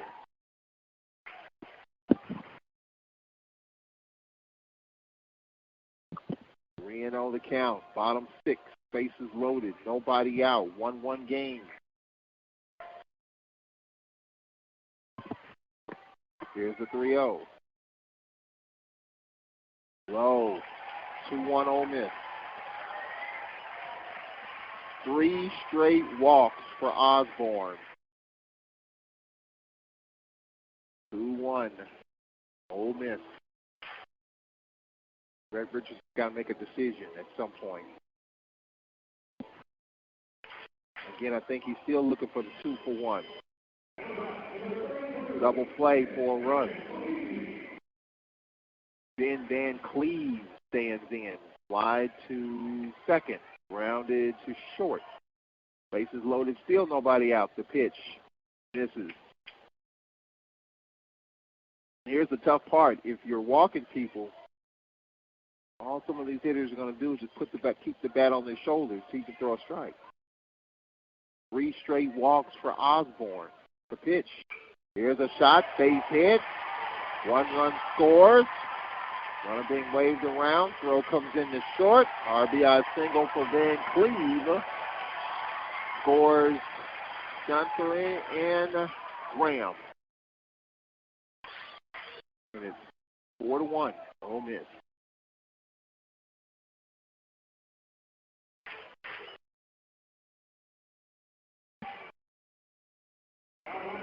C.J. McCann.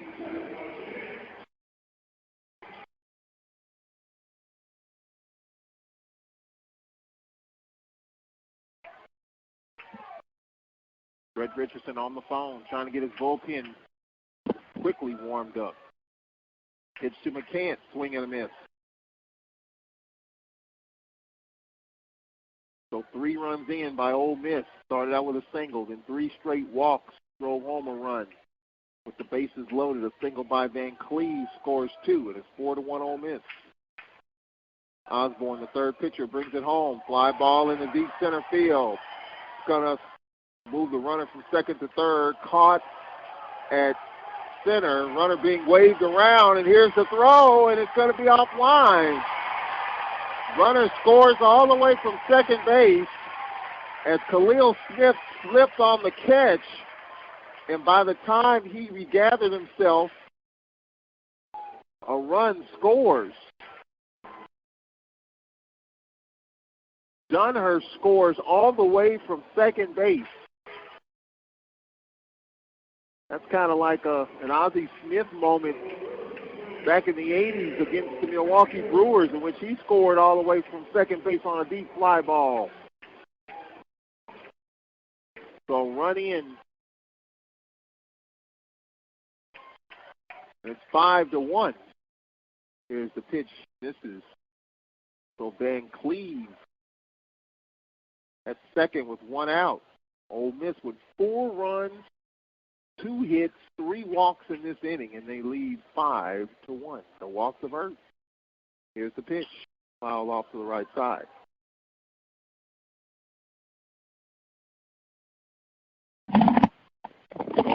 5 runs, 7 hits.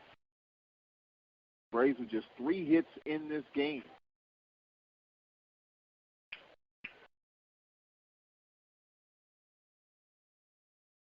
Pitch from Osborne. Fouled off to the left side.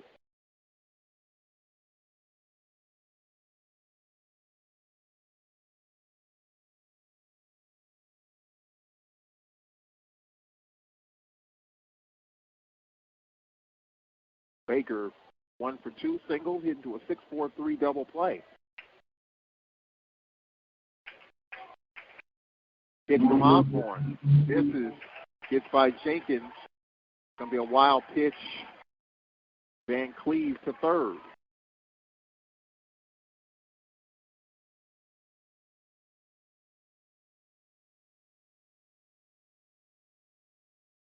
Count is 2-2 here in this 6th.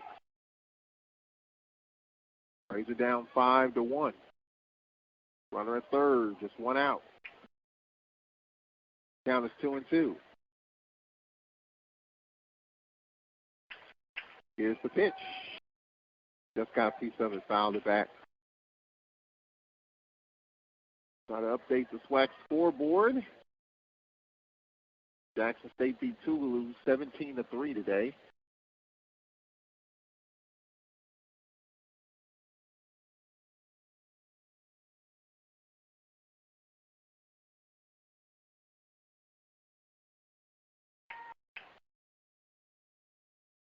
Kansas beat Texas Southern 8-1, and first of a doubleheader, and then they trail 8-0 in game 2 of that doubleheader. Kansas State over UAPB 10-2, bottom of the 7th inning. Incarnate Word over Prairie View 9-1. Here's the pitch. Chopper to short. Garcia bobbled it short. Everybody's safe. Ball gets away from Wilson. Runner to second. No throw. A 2-hopper to short. Colandino had a play at home, bobbled the ball. Couldn't get the runner at home, Van Cleve. Then tried to get Baker, and that thrown away. So 2 errors on the play.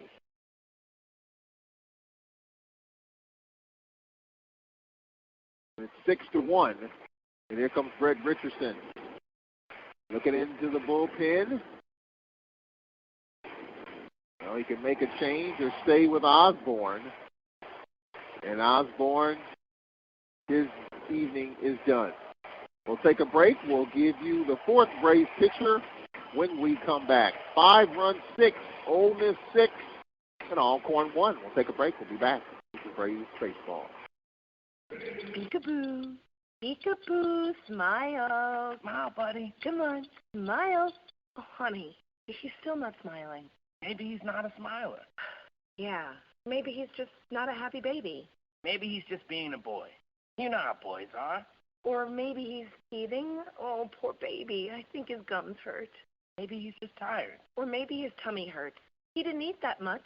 Maybe he's not ticklish. You think maybe he's scared of a dog?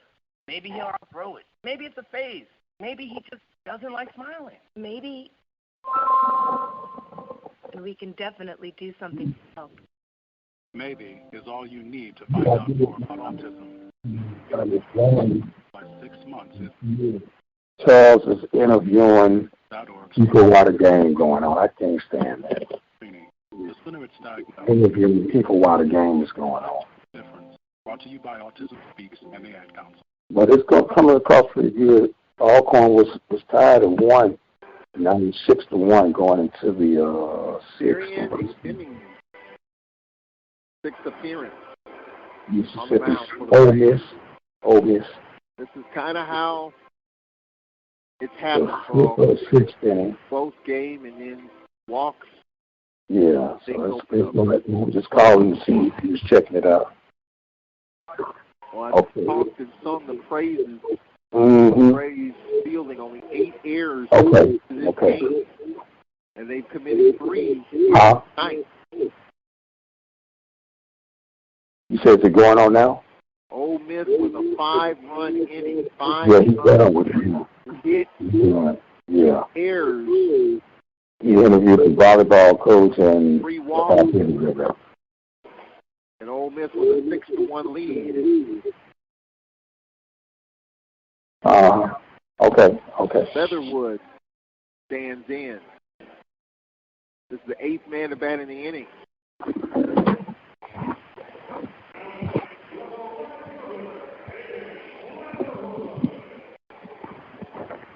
Leatherwood at the plate.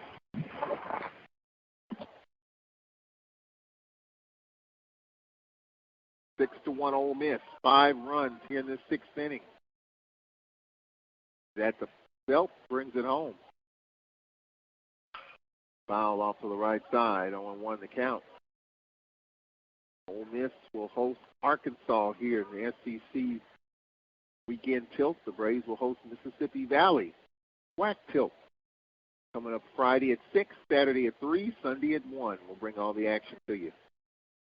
WPRL and WPRL.org. The pitch, high. Gets played by Jenkins. Mads pops off. 6 runs, 7 hits for Ole Miss. Braves just 3 hits. 6-1, Rebels. On the belt. Brings it home. Popped up, mile high, left side. There's a play and left and hauled in for the second out by the left fielder Tyler Smith. 2 away.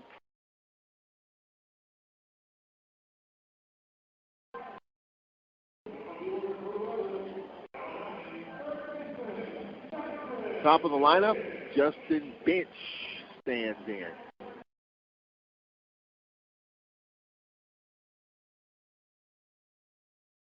Bench 0 for 3. Here's the pitch. Fastball misses, ball 1. Braves in the top of the 7th will have the middle of the lineup, Daniels, McGowan, Tyler Smith. 6-1 Ole Miss.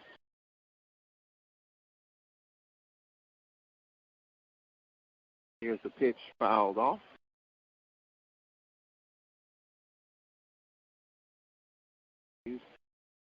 Followed Osborne, who followed Wagner, who followed the starter, Jose Fernandez.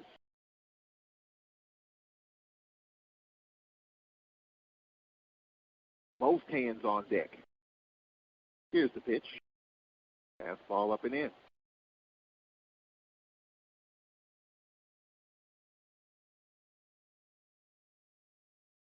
Pretty good crowds turned out here. You see the game last night, Texas Rangers. They had 40,000 for their game in Arlington. Here's the pitch, fouled off.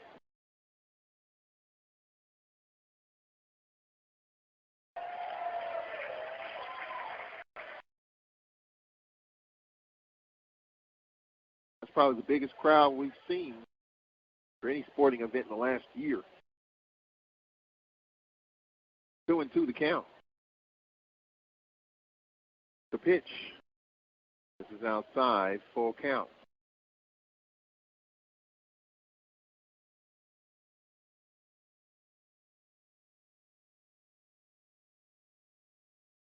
Ole Miss with 5 runs in the 6th inning. They lead 6-1. Here's the pitch. Just missed, ball 4. It is the 4th walk in this inning.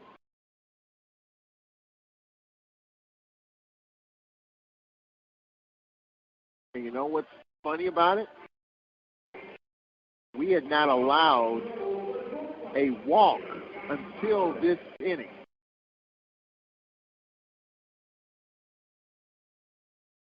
Jacob Gonzalez, single, double, grounded out. He's 2 for 3. The pitch, Gonzalez, a shot, it's foul. Foul down the right side.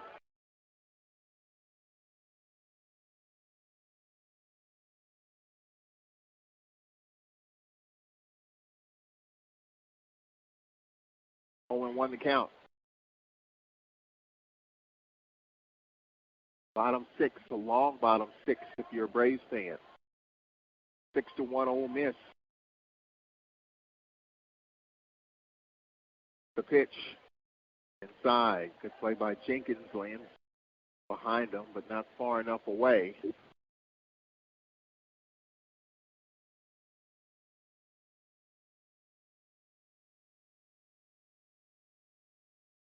Count is 1-1. This brings it home. Fly ball in the center field, and this ball's going to drop for a base hit. Run is in. Runner to third. And it's 7-1. Bench to third. Gonzalez singles, scoring Baker. It's 7-1. 6 runs in by Ole Miss. And that's just the third hit in this inning. So 6 runs, 3 hits, 4 walks in this inning.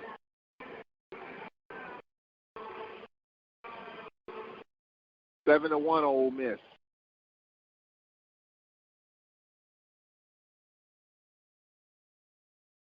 Here's the pitch up and in.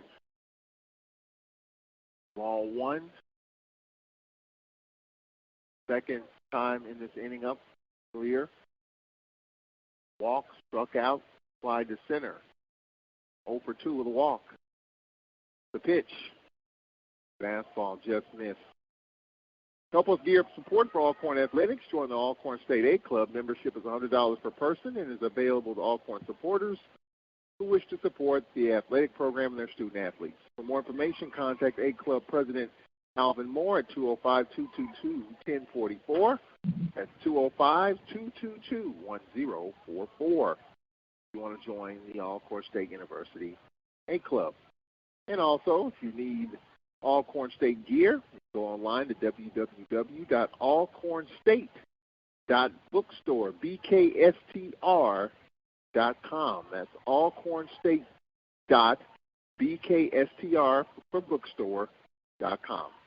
Here's the pitch. Ground ball off the glove of the pitcher to Garcia. Inning over.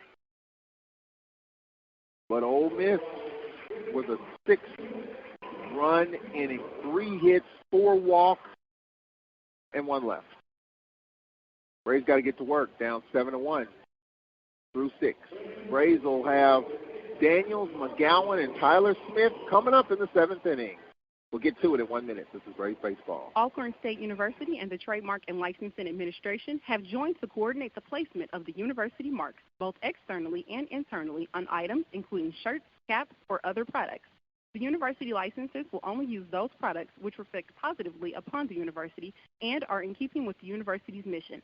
The trademark and licensing of the Alcorn State University insignia was established to protect the Alcorn State University name and identifying marks. Trademark and Licensing Administration works to preserve and promote the university's long-standing reputation as a center of academic and athletic excellence. Merchandise vendors wishing to use the university's identifying marks on commercial products must be licensed vendors who have obtained permission to use Alcorn State University marks by securing trademark licenses. Campus organizations that want university identifying marks on their internal use products must hire licensed vendors to produce these items. To learn more about the licensing and trademark requirements, visit www.alcorn.edu/trademark and licensing administration. The Braves coming up here this 7th inning. Got some work to do. 7-1. Ole Miss. Top 7. Here's the pitch fouled off. Tyler Daniels struck out and walked. And for Ole Miss, Braden Forsythe on the mound, the 6'3", 215-pound junior from Coldwater, Mississippi, Meridian Community College transfer. Facing Daniels. The pitch. Fastball, strike called. Daniels follows Kimball. Follows Drew McDaniel.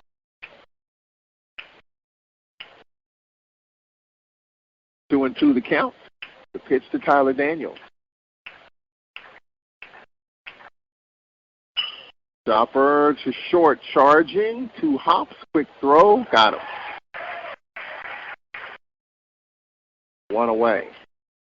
Chopper to Gonzalez, he charged, got the ball out of his hands quickly to speedy Daniels hustling down the line, 1 away. Going to bring up the designated hitter, Jordan McGowan, 0 for 2, grounded to second twice. We're approaching the bottom of the hour. We'll give you station ID as we roll along here from Oxford, Mississippi. My first visit here to Swayze Field here at Ole Miss. Just got to get up to Delta State and check out their baseball complex. Here's the pitch by the catcher. Ball 1. The nephew who plays for Delta State is really doing well, Christian Day. Get a chance to check him out up in Cleveland, Mississippi. You are tuned in to WPRL 91.7 FM, broadcasting from the campus of Alcorn State University. Oxford, Field, Braves taking on number 3 ranked Ole Miss. They're 20-6 on the season. Now, Ole Miss opened this game up with 6 in the 6th. They lead 7-1. Here's the pitch, fastball, strike call. This game started out the pitching matchup with Jose Fernandez versus Drew McDaniel. Fernandez went a couple of innings. Braves have gone through 4 pitchers. Ole Miss has gone through 3 here in this midweek game. This at least scheduled the last midweek game of the season for the Braves. Here's the pitch, high. Brett Richardson did indicate that there's a possibility of one more game. There's an interest of playing Grambling perhaps here in the next few weeks. We'll keep you up to date on that.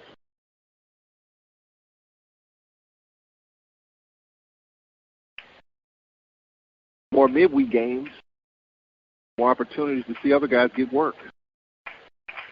Here's your pitch coming up. Foul back.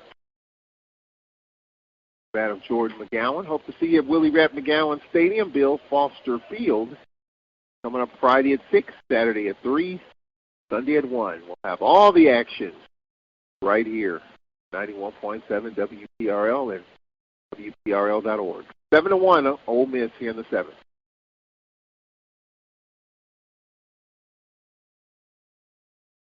Here's the pitch. Fastball just missed. Well, we hope to hear from Brett Richardson on the post-game, live from on the field at Swayze Field.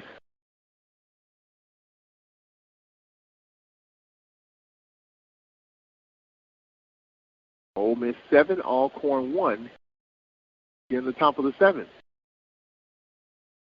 Here's the pitch. Swing and just got a piece of it.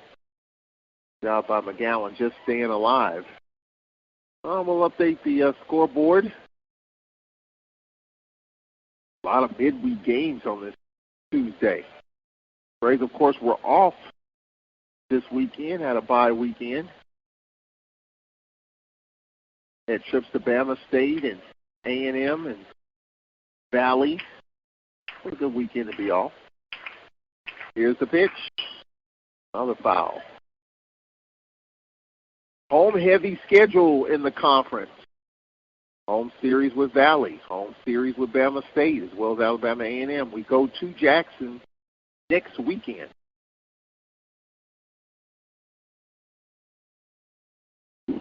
Bob Brady Field. Be there to bring you all that action as well.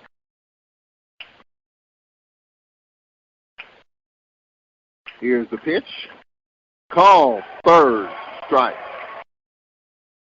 The 9th Brave to strike out. 2 away.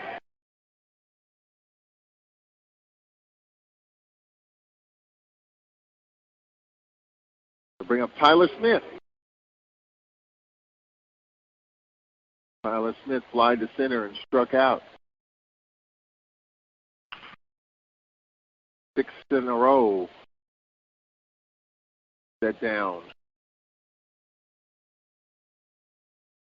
Pitch to Tyler Smith. Fastball strike called. Of the last 9 batters Braves a step to the plate. 4 strikeouts. A hit there. 2 outs. Tyler Smith 0 for 2. The pitch is outside. Jackson State beat Tougaloo 17-3.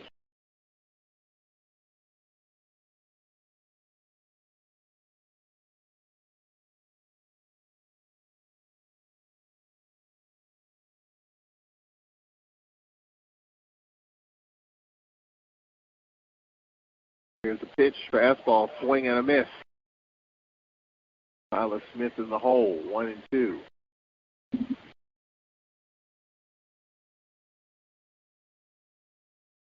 Ole Miss with a 7-1 lead, top of the 7th inning.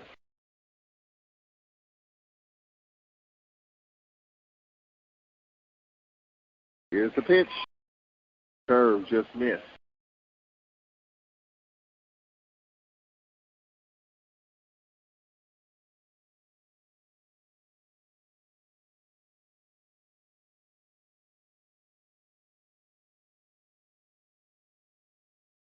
Here's the pitch to Tyler Smith. Fastball just missed low.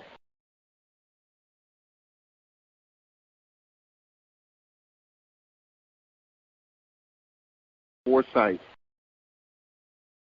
Mound. The righty, the junior from Coldwater. The pitch. Fouled it back.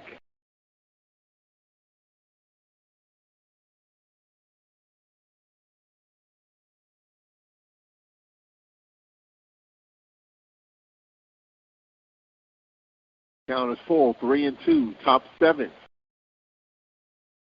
Ole Miss 7, Alcorn 1.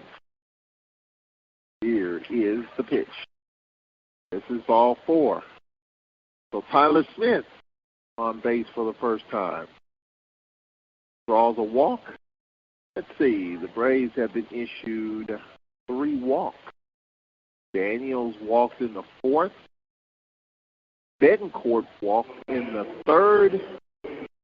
And Tyler Smith just walked here in the 7th with 2 outs. That broke the string of 6 in a row set down. All right, let's see if Palladino keeps the inning alive. Palladino 1 for 2. The pitch, fastball just missed.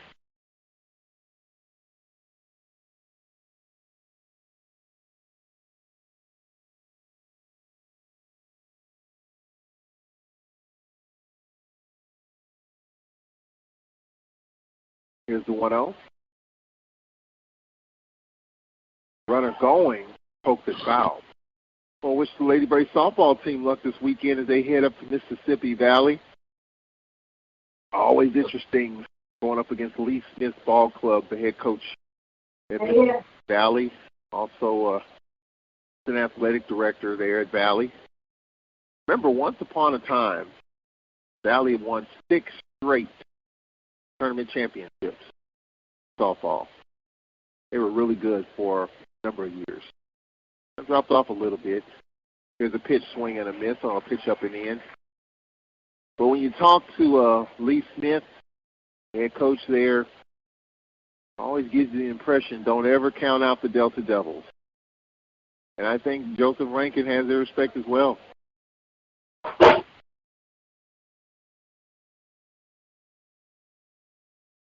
Here's the pitch, just got a piece of it and fouled it off. And he brought up a good point to Joseph Rankin. Anytime you play on the road, all bets are off. Anything's possible.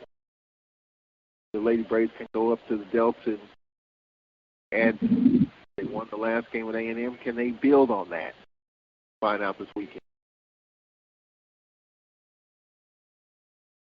Here's the pitch, runner going, and there's a base hit. Hit and run works. Smith, tripped over the bag at second. Fred Richardson says, I'll be dogged. Just tripped over the bag. His body language just saying it's that kind of day. I mean, he's motioning the umpire. I mean, what else could go wrong? Tyler Smith, I mean, the hit and run worked to perfection. Tyler Smith tripped over the bag at second and had to get back there. So it could have been easily first and third, 2 out. Now it's first and second. Now Betancourt will have an opportunity to drive in a run. What that could have set up, I think, was the Braves maybe an opportunity to try to steal one. That took it off the board with Tyler Smith not getting the third. So now Betancourt's got to make it happen. Betancourt 1 for 1 with a walk. Fastball just missed, ball 1.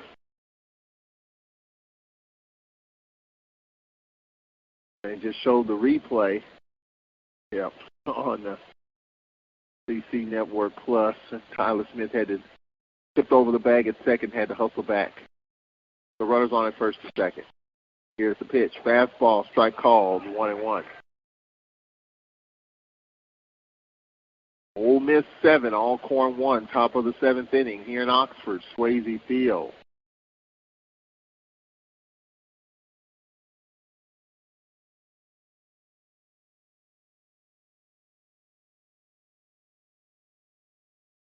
Time called.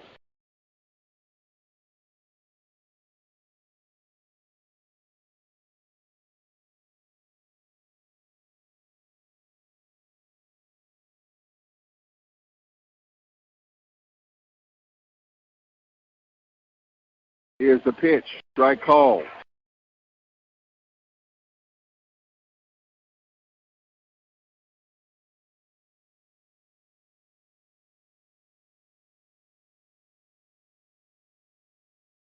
Count is 1-2 to Betancourt. Top 7, 7-1 Ole Miss. The pitch. Swing and a miss on a curveball. Inning over. That's the 10th Braves to strike out. The Braves strand 2. 7th inning stretch here in Oxford. Ole Miss 7, Alcorn 1. 4, 5, and 6 coming up. We'll take a break. We'll be back after this timeout. This is Alcorn Braves baseball. Peekaboo. Peekaboo. Smile. Smile, buddy. Come on. Smile. Oh, honey, he's still not smiling. Maybe he's not a smiler. Yeah. Maybe he's just not a happy baby. Maybe he's just being a boy. You know how boys are. Or maybe he's teething. Oh, poor baby. I think his gums hurt. Maybe he's just tired. Or maybe his tummy hurts. He didn't eat that much. Maybe he's not ticklish. You think maybe he's scared of the dog? Maybe he'll outgrow it. Maybe it's a phase. Maybe he just doesn't like smiling. Maybe he has autism, and we can definitely do something to help. Maybe is all you need to find out more about autism. Big, joyful smiles by 6 months is one early sign. Learn the others at autismspeaks.org/signs or see a doctor today for an autism screening. The sooner it's diagnosed, the better. And it can make a lifetime of difference. Brought to you by Autism Speaks and the Ad Council.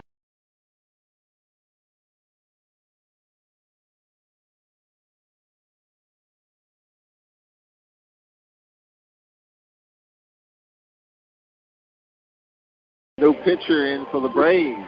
Andrew Meadows, the 5th Alcorn pitcher. Meadows, 6th appearance, no record, 675 earned run average.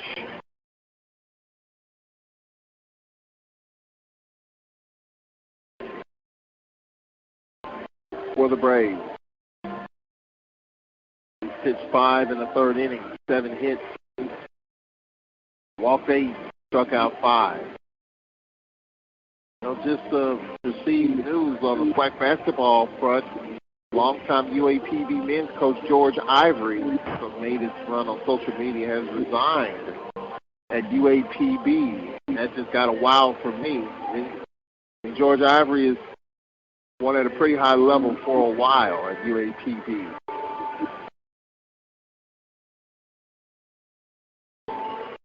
Let's see that one coming.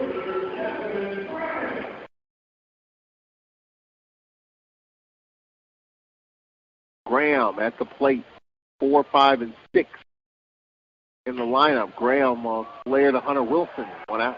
1 pitch. 1 out.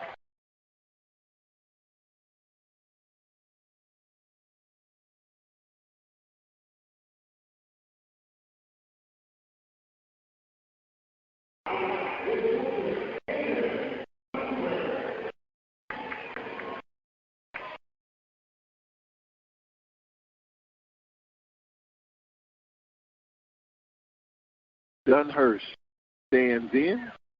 He has struck out twice, and he has walked. His bases loaded walk made it 2-1. First pitch outside from Meadows. Both pitchers long gone. We had Drew McDaniel against Jose Fernandez. As the pitch, check swing, pitches high. They checked the third base umpire, did not go around. Kind of disturbing. George Ivory resigned after 13 seasons. Here's the pitch. Just missed. The longest-serving head men's coach in the SWAC.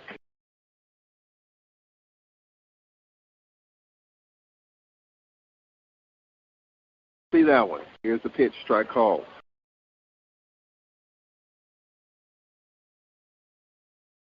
National search will be underway. It's a hard one to replace. He's a SWAC Hall of Famer. He was a good basketball player. Pretty good coach. Pretty good guy. Swing and a miss here. Count is full 3-2. Dunhurst. The pitch. Swing and a miss. Jay handcuffed him. 2 away. They bring up Ben Van Fleet. Slide to second. Grounded to short. His RBI single made it 4-1.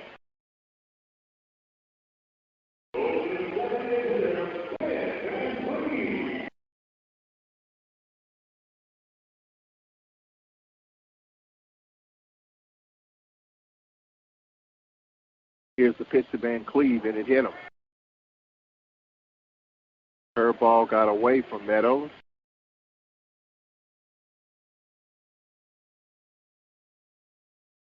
Say what Ole Miss, Coach Bianco staying with his lineup. C.J. McCants, 2 for 3. Singled twice, and his deep fly ball was caught by Khalil Smith. He stumbled and fell down after he made the catch on the warning track, and that allowed a runner to score all the way from second. Here's the pitch, swing and a miss. 0-1 the count. 7-1, Ole Miss, bottom of the 7th inning here at Swayze Field in Oxford. A lot of these folks have hung around throughout this one. Here's the 0-1. Ground ball off the glove of Garcia. It's probably going to be a base hit. He ranged to his left just off the heel of his glove. Good effort. The Braves have committed 3 errors.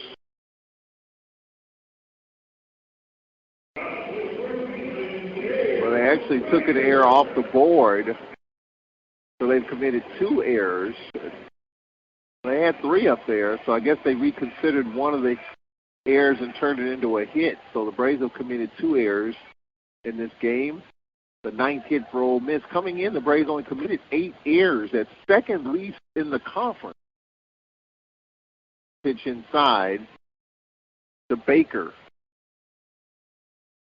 Baker hitting a double play, reached on an error and singled. 7-1 Ole Miss in the 7th. The pitch.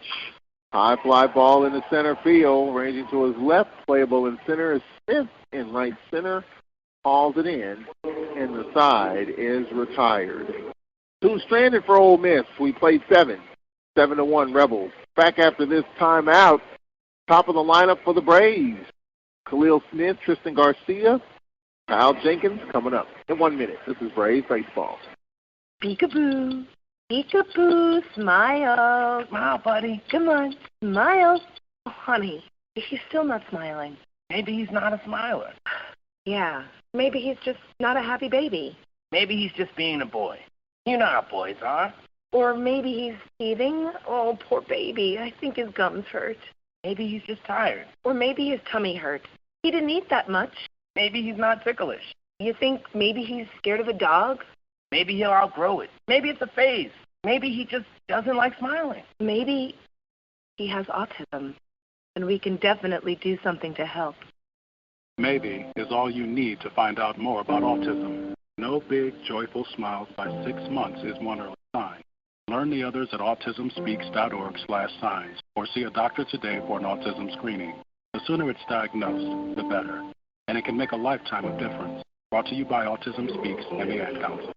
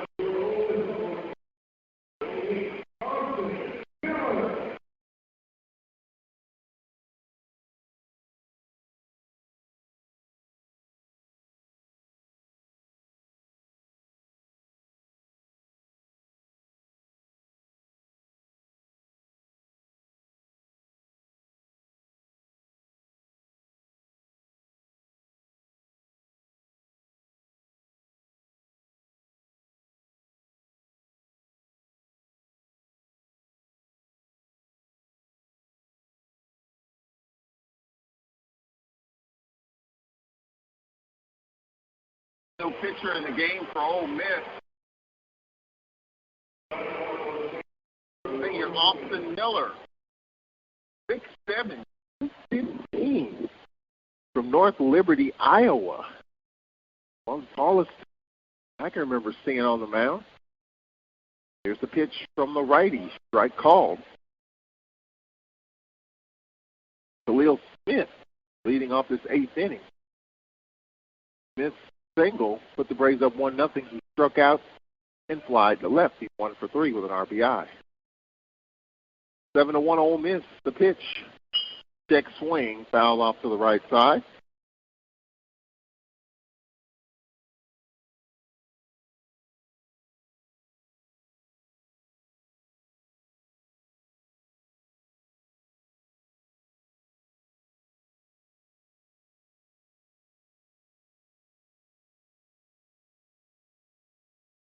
Here's the 0-2. It's outside, 1-2. Or for a selfish reason, anytime you're playing these games, Mississippi State, Ole Miss, you're up here, food is always plenty of food, plenty of popcorn, plenty of fountain drinks.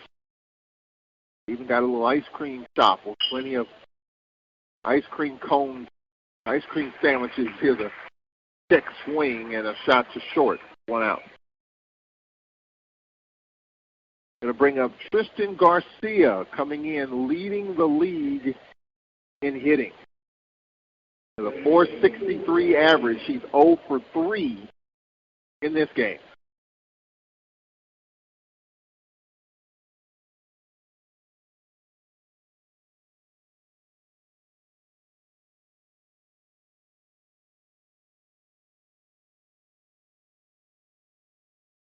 First pitch curveball in for a strike, 0-1.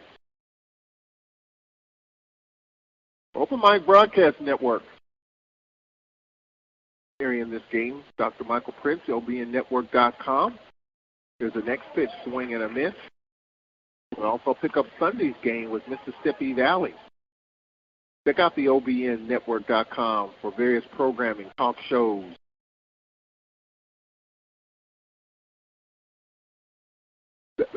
7-1, the Braves trail in the 8th.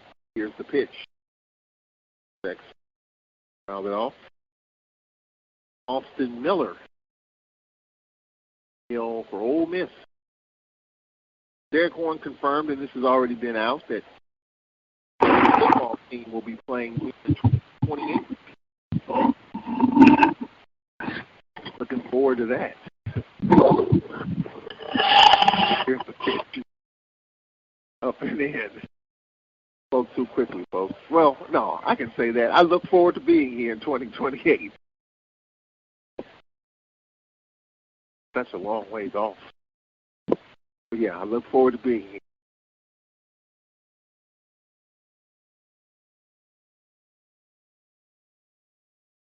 Here's the pitch.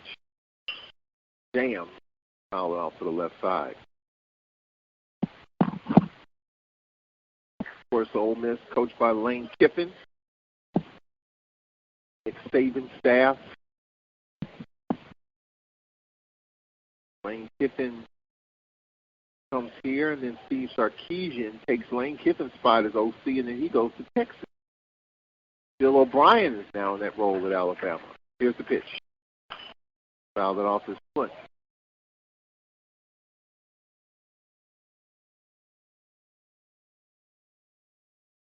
In the SEC, it's announced by some schools that plan on playing football with full capacity.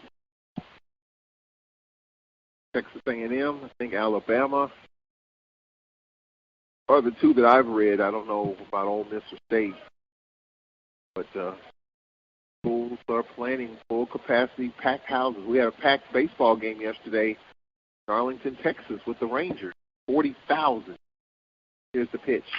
There's a shot in the center, smacked in the center, a base hit for Garcia. First time on base, he's 1 for 4. So his average of 463 coming in will take a ding. What we need right now is a ding from Kyle Jenkins, who struck out 3 times. He's 0 for 3. Struck out in the first, struck out in the fourth, struck out in the sixth, up in the eighth.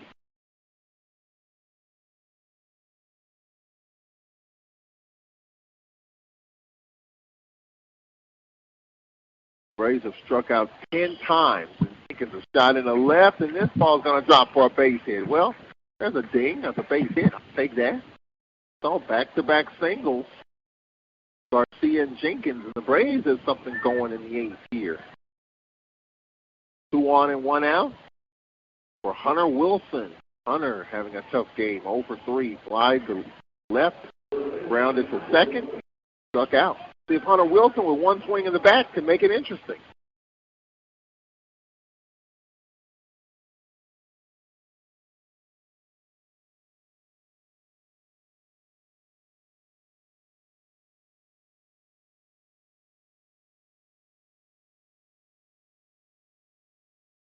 Alcorn State University and the Trademark and Licensing Administration have joined to coordinate the placement of the university marks, both externally and internally, on items including shirts, caps, or other products. The university license will only use those products which reflect positively upon the university and are in keeping with the university's mission. The trademark and licensing of the Alcorn State University insignia was established to protect the Alcorn State University name and identifying marks. Trademark and Licensing Administration works to preserve and promote the university's longstanding reputation as a center of academic and athletic excellence. Merchandise vendors wishing to use the university's identifying marks on commercial products must be licensed vendors who have obtained permission to use Alcorn State University marks by securing trademark licenses. Campus organizations that want university identifying marks on their internal use products must hire licensed vendors to produce these items. To learn more about the licensing and trademark requirements, visit www.alcorn.edu/trademark and licensing administration. Hunter Wilson in the hole 1 and 2, a borderline pitch just missed. 2 on, 1 out for the Braves here in this 8th inning. They're down 7-1. I mean, it's still kind of a game if Hunter Wilson can drive home a run or 2 here. It's the pitch.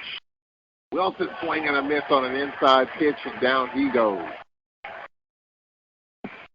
Wilson 0 for 4, back-to-back strikeouts. That's 11 Brave strikeouts. Tyler Daniels stands in. He struck out, walked, and grounded short. Again, just that one bad inning again.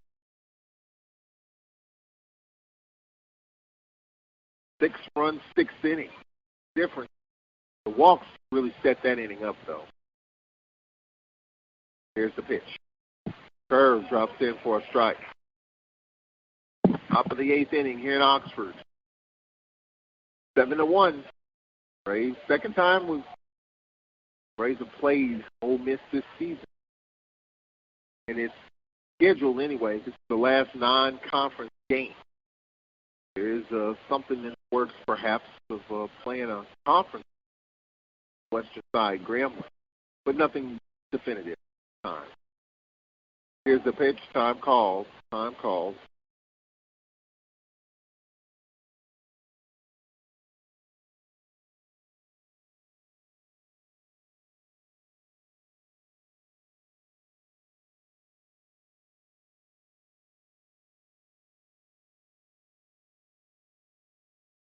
Here's the pitch, just missed.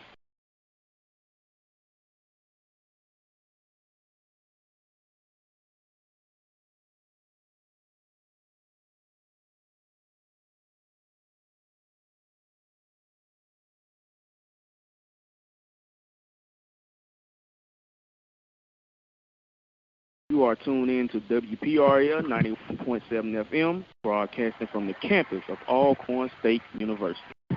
Tyler Daniels just lined to first. Braves strand 2 here in the 8th inning. We'll take a break. We'll be right back. The Braves had a chance there to make it interesting. Instead, they don't score in this inning, and Ole Miss still leads 7-1 after 7.5. 9-1-2 coming up. Leatherwood, Bench, and Gonzalez due up in the 8th. Back in a minute. Braves baseball. Peekaboo. Peekaboo. Smile. Smile, buddy. Come on. Smile. Oh, honey, he's still not smiling. Maybe he's not a smiler. Yeah. Maybe he's just not a happy baby. Maybe he's just being a boy. You know how boys are. Or maybe he's teething. Oh, poor baby. I think his gums hurt. Maybe he's just tired. Or maybe his tummy hurts. He didn't eat that much. Maybe he's not ticklish. You think maybe he's scared of the dog? Maybe he'll outgrow it. Maybe it's a phase. Maybe he just doesn't like smiling. Maybe he has autism, and we can definitely do something to help.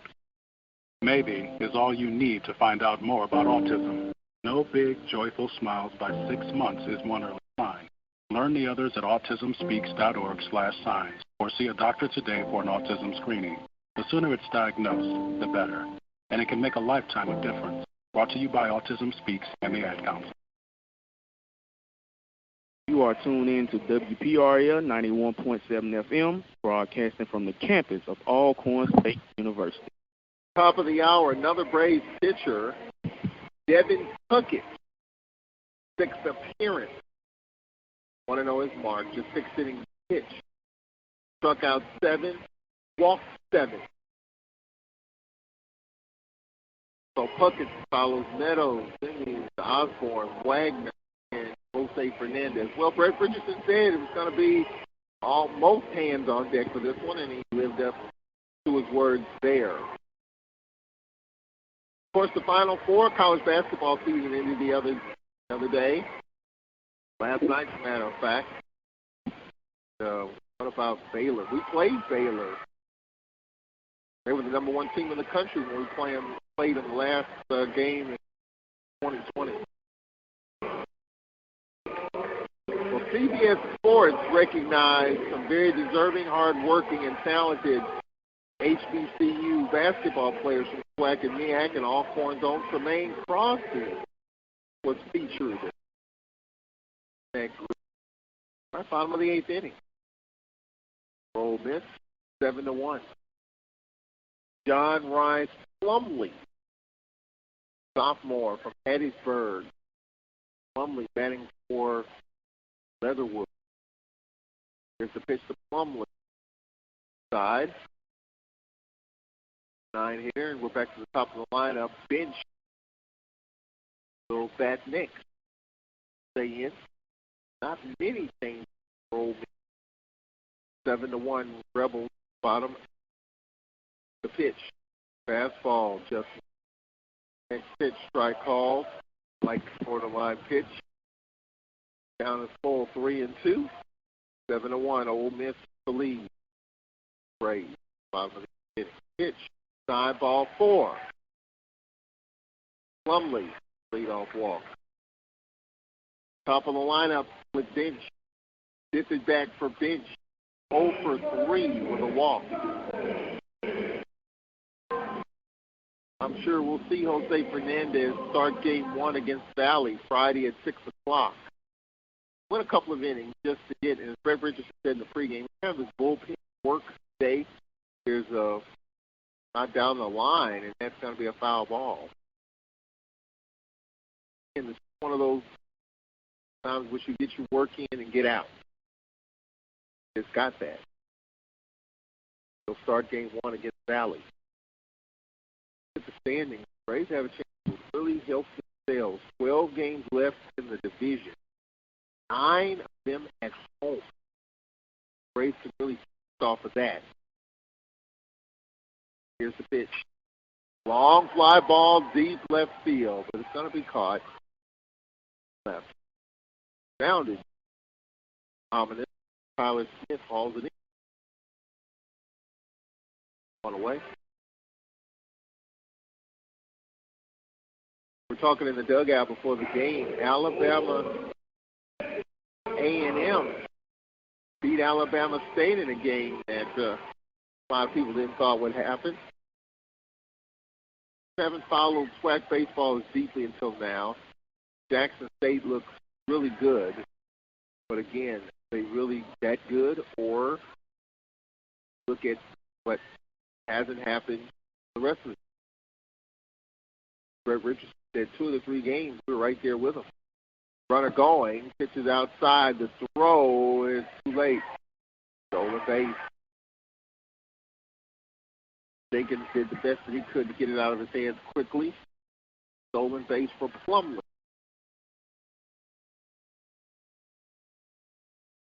So runner at second, 1 out. Ole Miss 7-1 lead here in the 8th.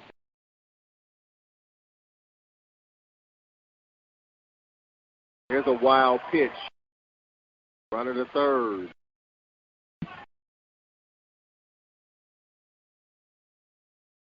Puckett got by Jenkins.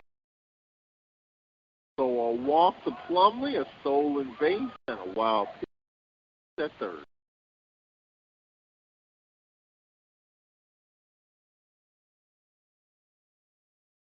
Seven to 1, Ole Miss in 8th.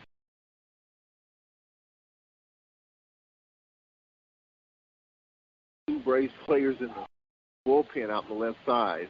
There's another wild pitch. Run is in. 8 to 1. Walk to Plumlee, stole second. Wild pitch got on the third. Wild pitch brought him home. 8 to 1.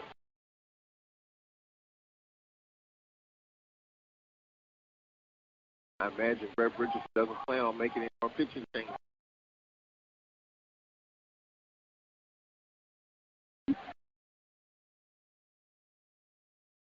Gonzalez singled twice, doubled, and grounded to second. There's a pitch inside.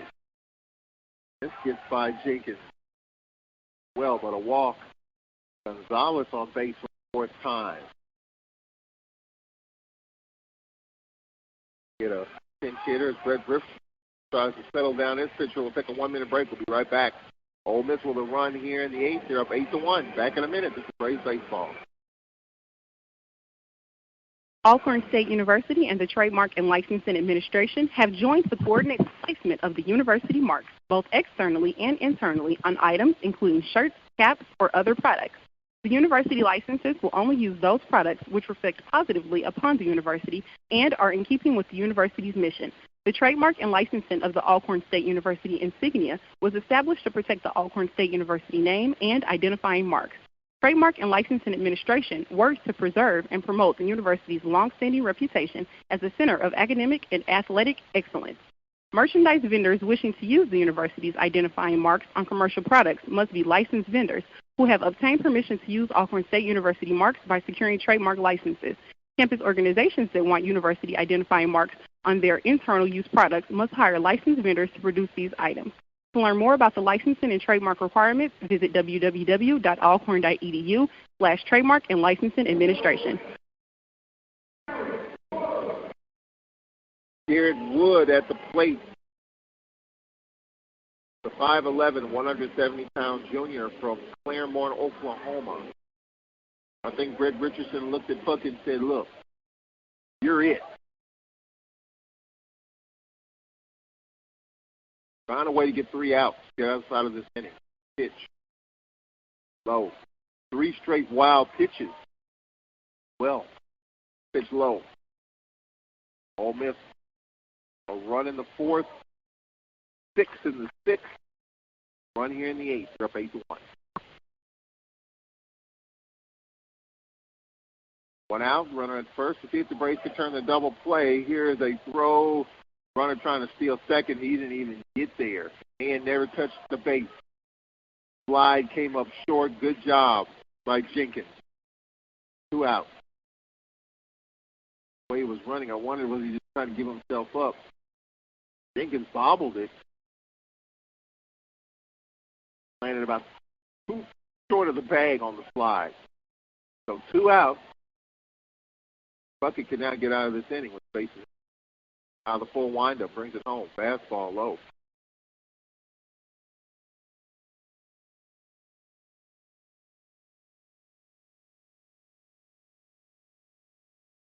Braves left McGowan leading it off in the 9th. Pitch. This is low.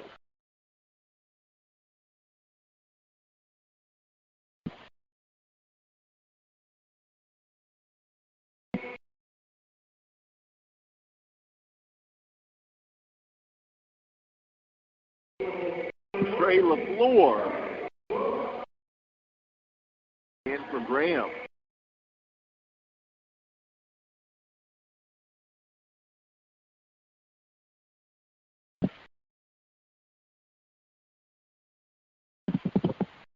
High, ball 1.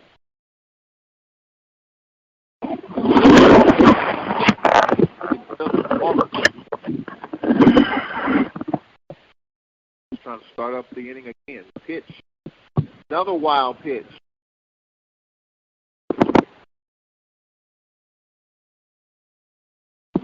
Second. Well, Brett Richardson's seen enough. He's getting the pitcher up in the bullpen.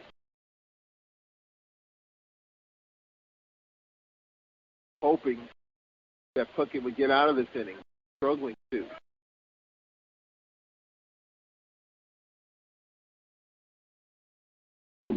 Here's the pitch. Up it. His last batter.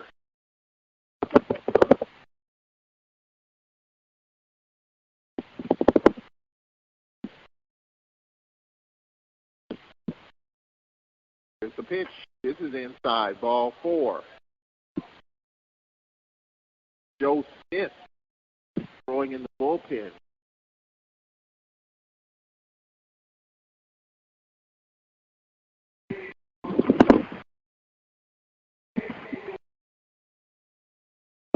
Batter for Van Cleve. Not a Posser. Junior from Madison.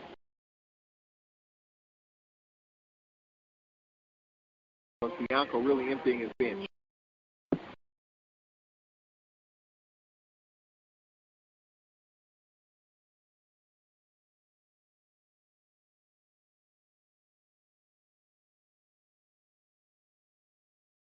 On. Here's the pitch. Swing and a miss. Posser. Ole Miss. 8.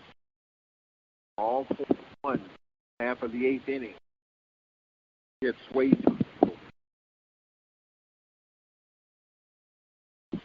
2-hour, 40-minute game. Pitch. They're foul off the right side.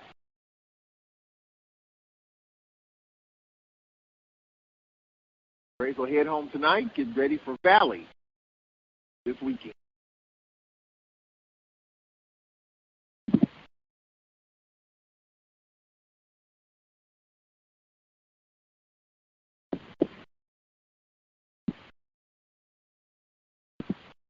Pitch foul straight back.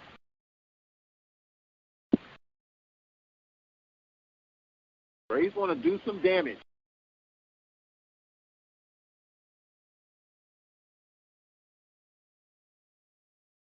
Getting this weekend with Mississippi Valley coming down.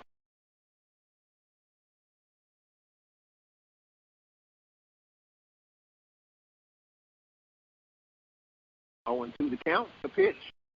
Foul straight back.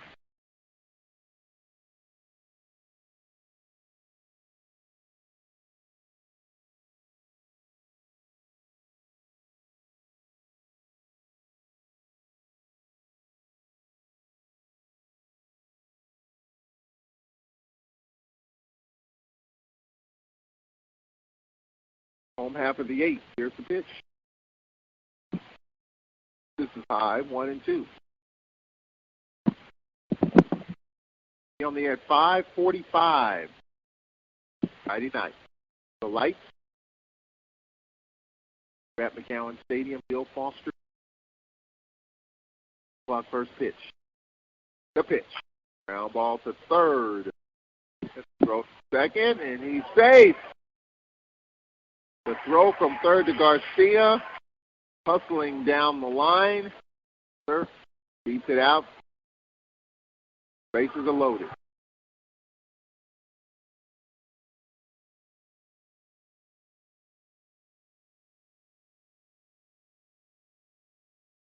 So the bases are loaded.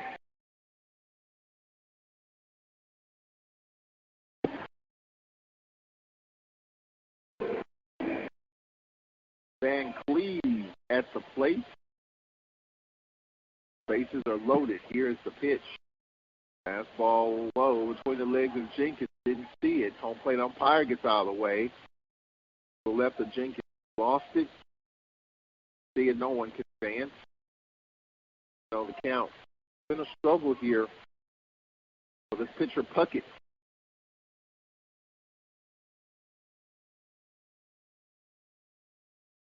Here comes Brett Richardson, and he's going to make a change. We'll tell you about it after we come back. Just couldn't get out of this inning. Take a break. We'll be right back after this. 8-1 Ole Miss, bases loaded. 2 out. Back in a minute. This is great baseball. One day, I'll teach chemistry to kids. I'm going to be an architect. My dream is to be a chef.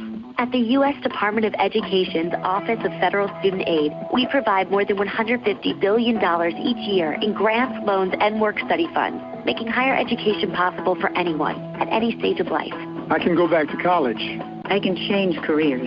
I can make a difference. Federal Student Aid, proud sponsor of the American Mind. Learn more about money for college at studentaid.gov. It's important to plan ahead for emergencies, like the storm. When it kicked in, we were separated. We were able to get scrambling each other and had no idea how to find each other. The whole experience was the most frightening 10 hours of my life. If there's one piece of advice I offer other moms out there, it's to stay calm. Don't ignore this message. Some parents plan ahead. Some don't. Make sure you know where to find your family in an emergency. Visit beready.iowa.gov. Brought to you by Ready Iowa, FEMA, and the Ad Council. Top of the 9th inning coming up. Here from Field at Ole Miss. Glad you could join us.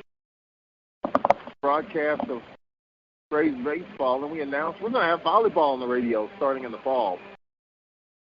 Coach Melissa Robinson was so happy to hear that. If you're a Lady Braves volleyball fan, should be exciting as well. Top of the 9th inning coming up. We'll have a busy next few days. Fred McNair Radio Show Thursday at 5. Braves baseball Friday at 5:45. Saturday and Sunday. Saturday at 12:45. Saturday at 2:45. First pitch 3. Sunday at 12:45. First pitch 1 o'clock. We'll hear from Brett Richardson on the post-game show. Live from on the field.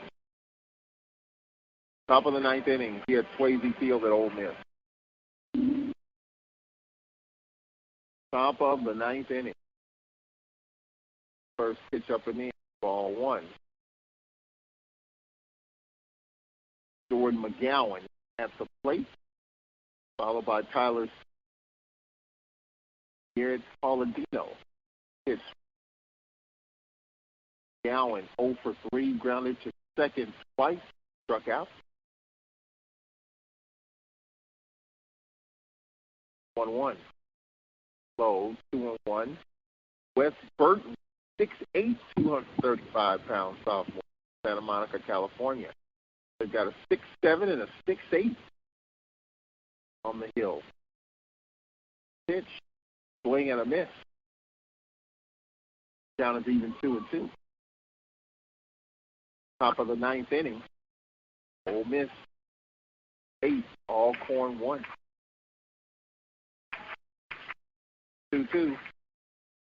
Late fouled it off.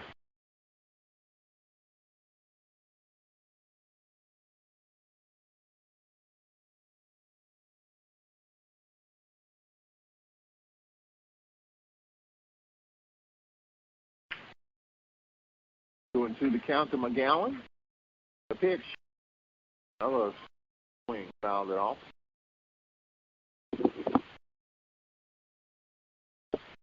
Braves have had some cuts, but they've struck out 11 times.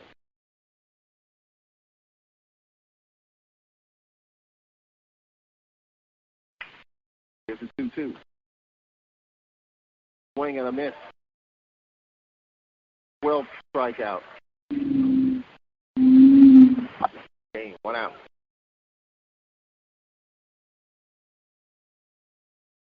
One away.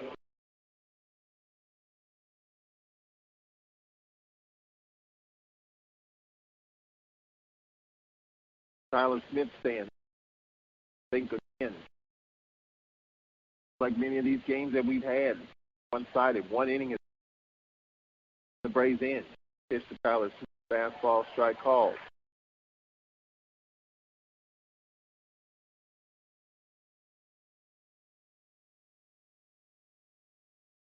Oh, and 1 to count. Next pitch. Popping fastball, just 21. Approaching a 3-hour game.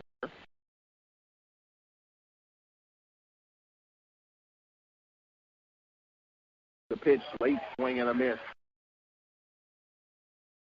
To Smith. Tyler has walked, struck out, fly to center. 0 for 2 with a walk. Pitch. Call, third, strike. 2 away.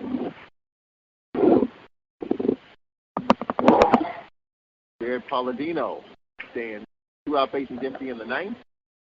2 for 3.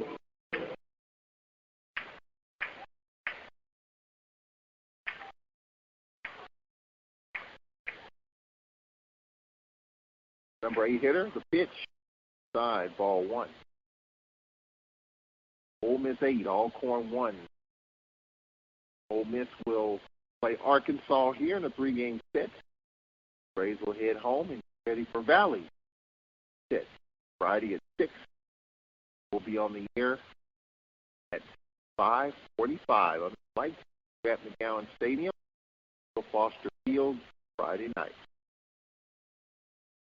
Appreciate A.D. Deere Corn joining us, talking all things athletics, talking about baseball, softball, even time on the football opt-out. In case you that, we'll put it together and put it up on my Facebook page, Twitter. Check it out. Of course, we'll use some of that for the Fred McNair radio show coming up Thursday at 5 o'clock. Here's the pitch. Strike call. 0-2.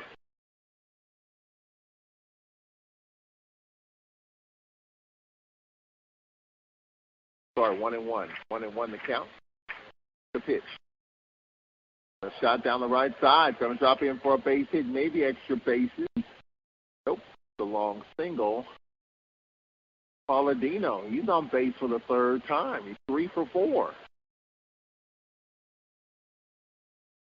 Tell you what, the bottom of the lineup, Smith, Palladino, and Betancourt been on base 6 times. Game.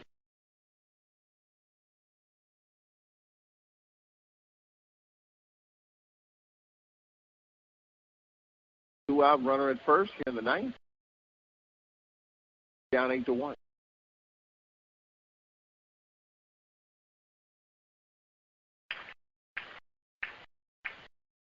Pitch. Ball 1.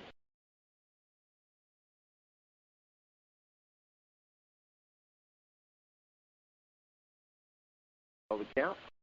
Top of the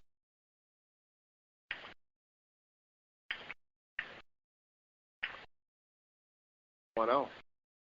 Right down the middle. Strike call, 1-1.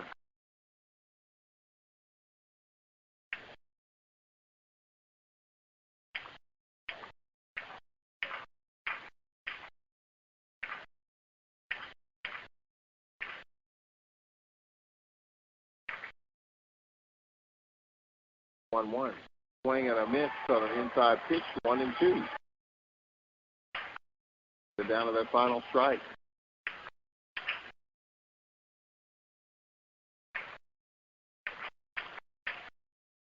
Ole Miss with an 8-1 lead. Here's the 1-2. Swing and a miss. That's the 14th strikeout by the Braves. Ole Miss in a 2-hour and 57-minute game by the count of 8-1. One big inning, the 6-run six. Braves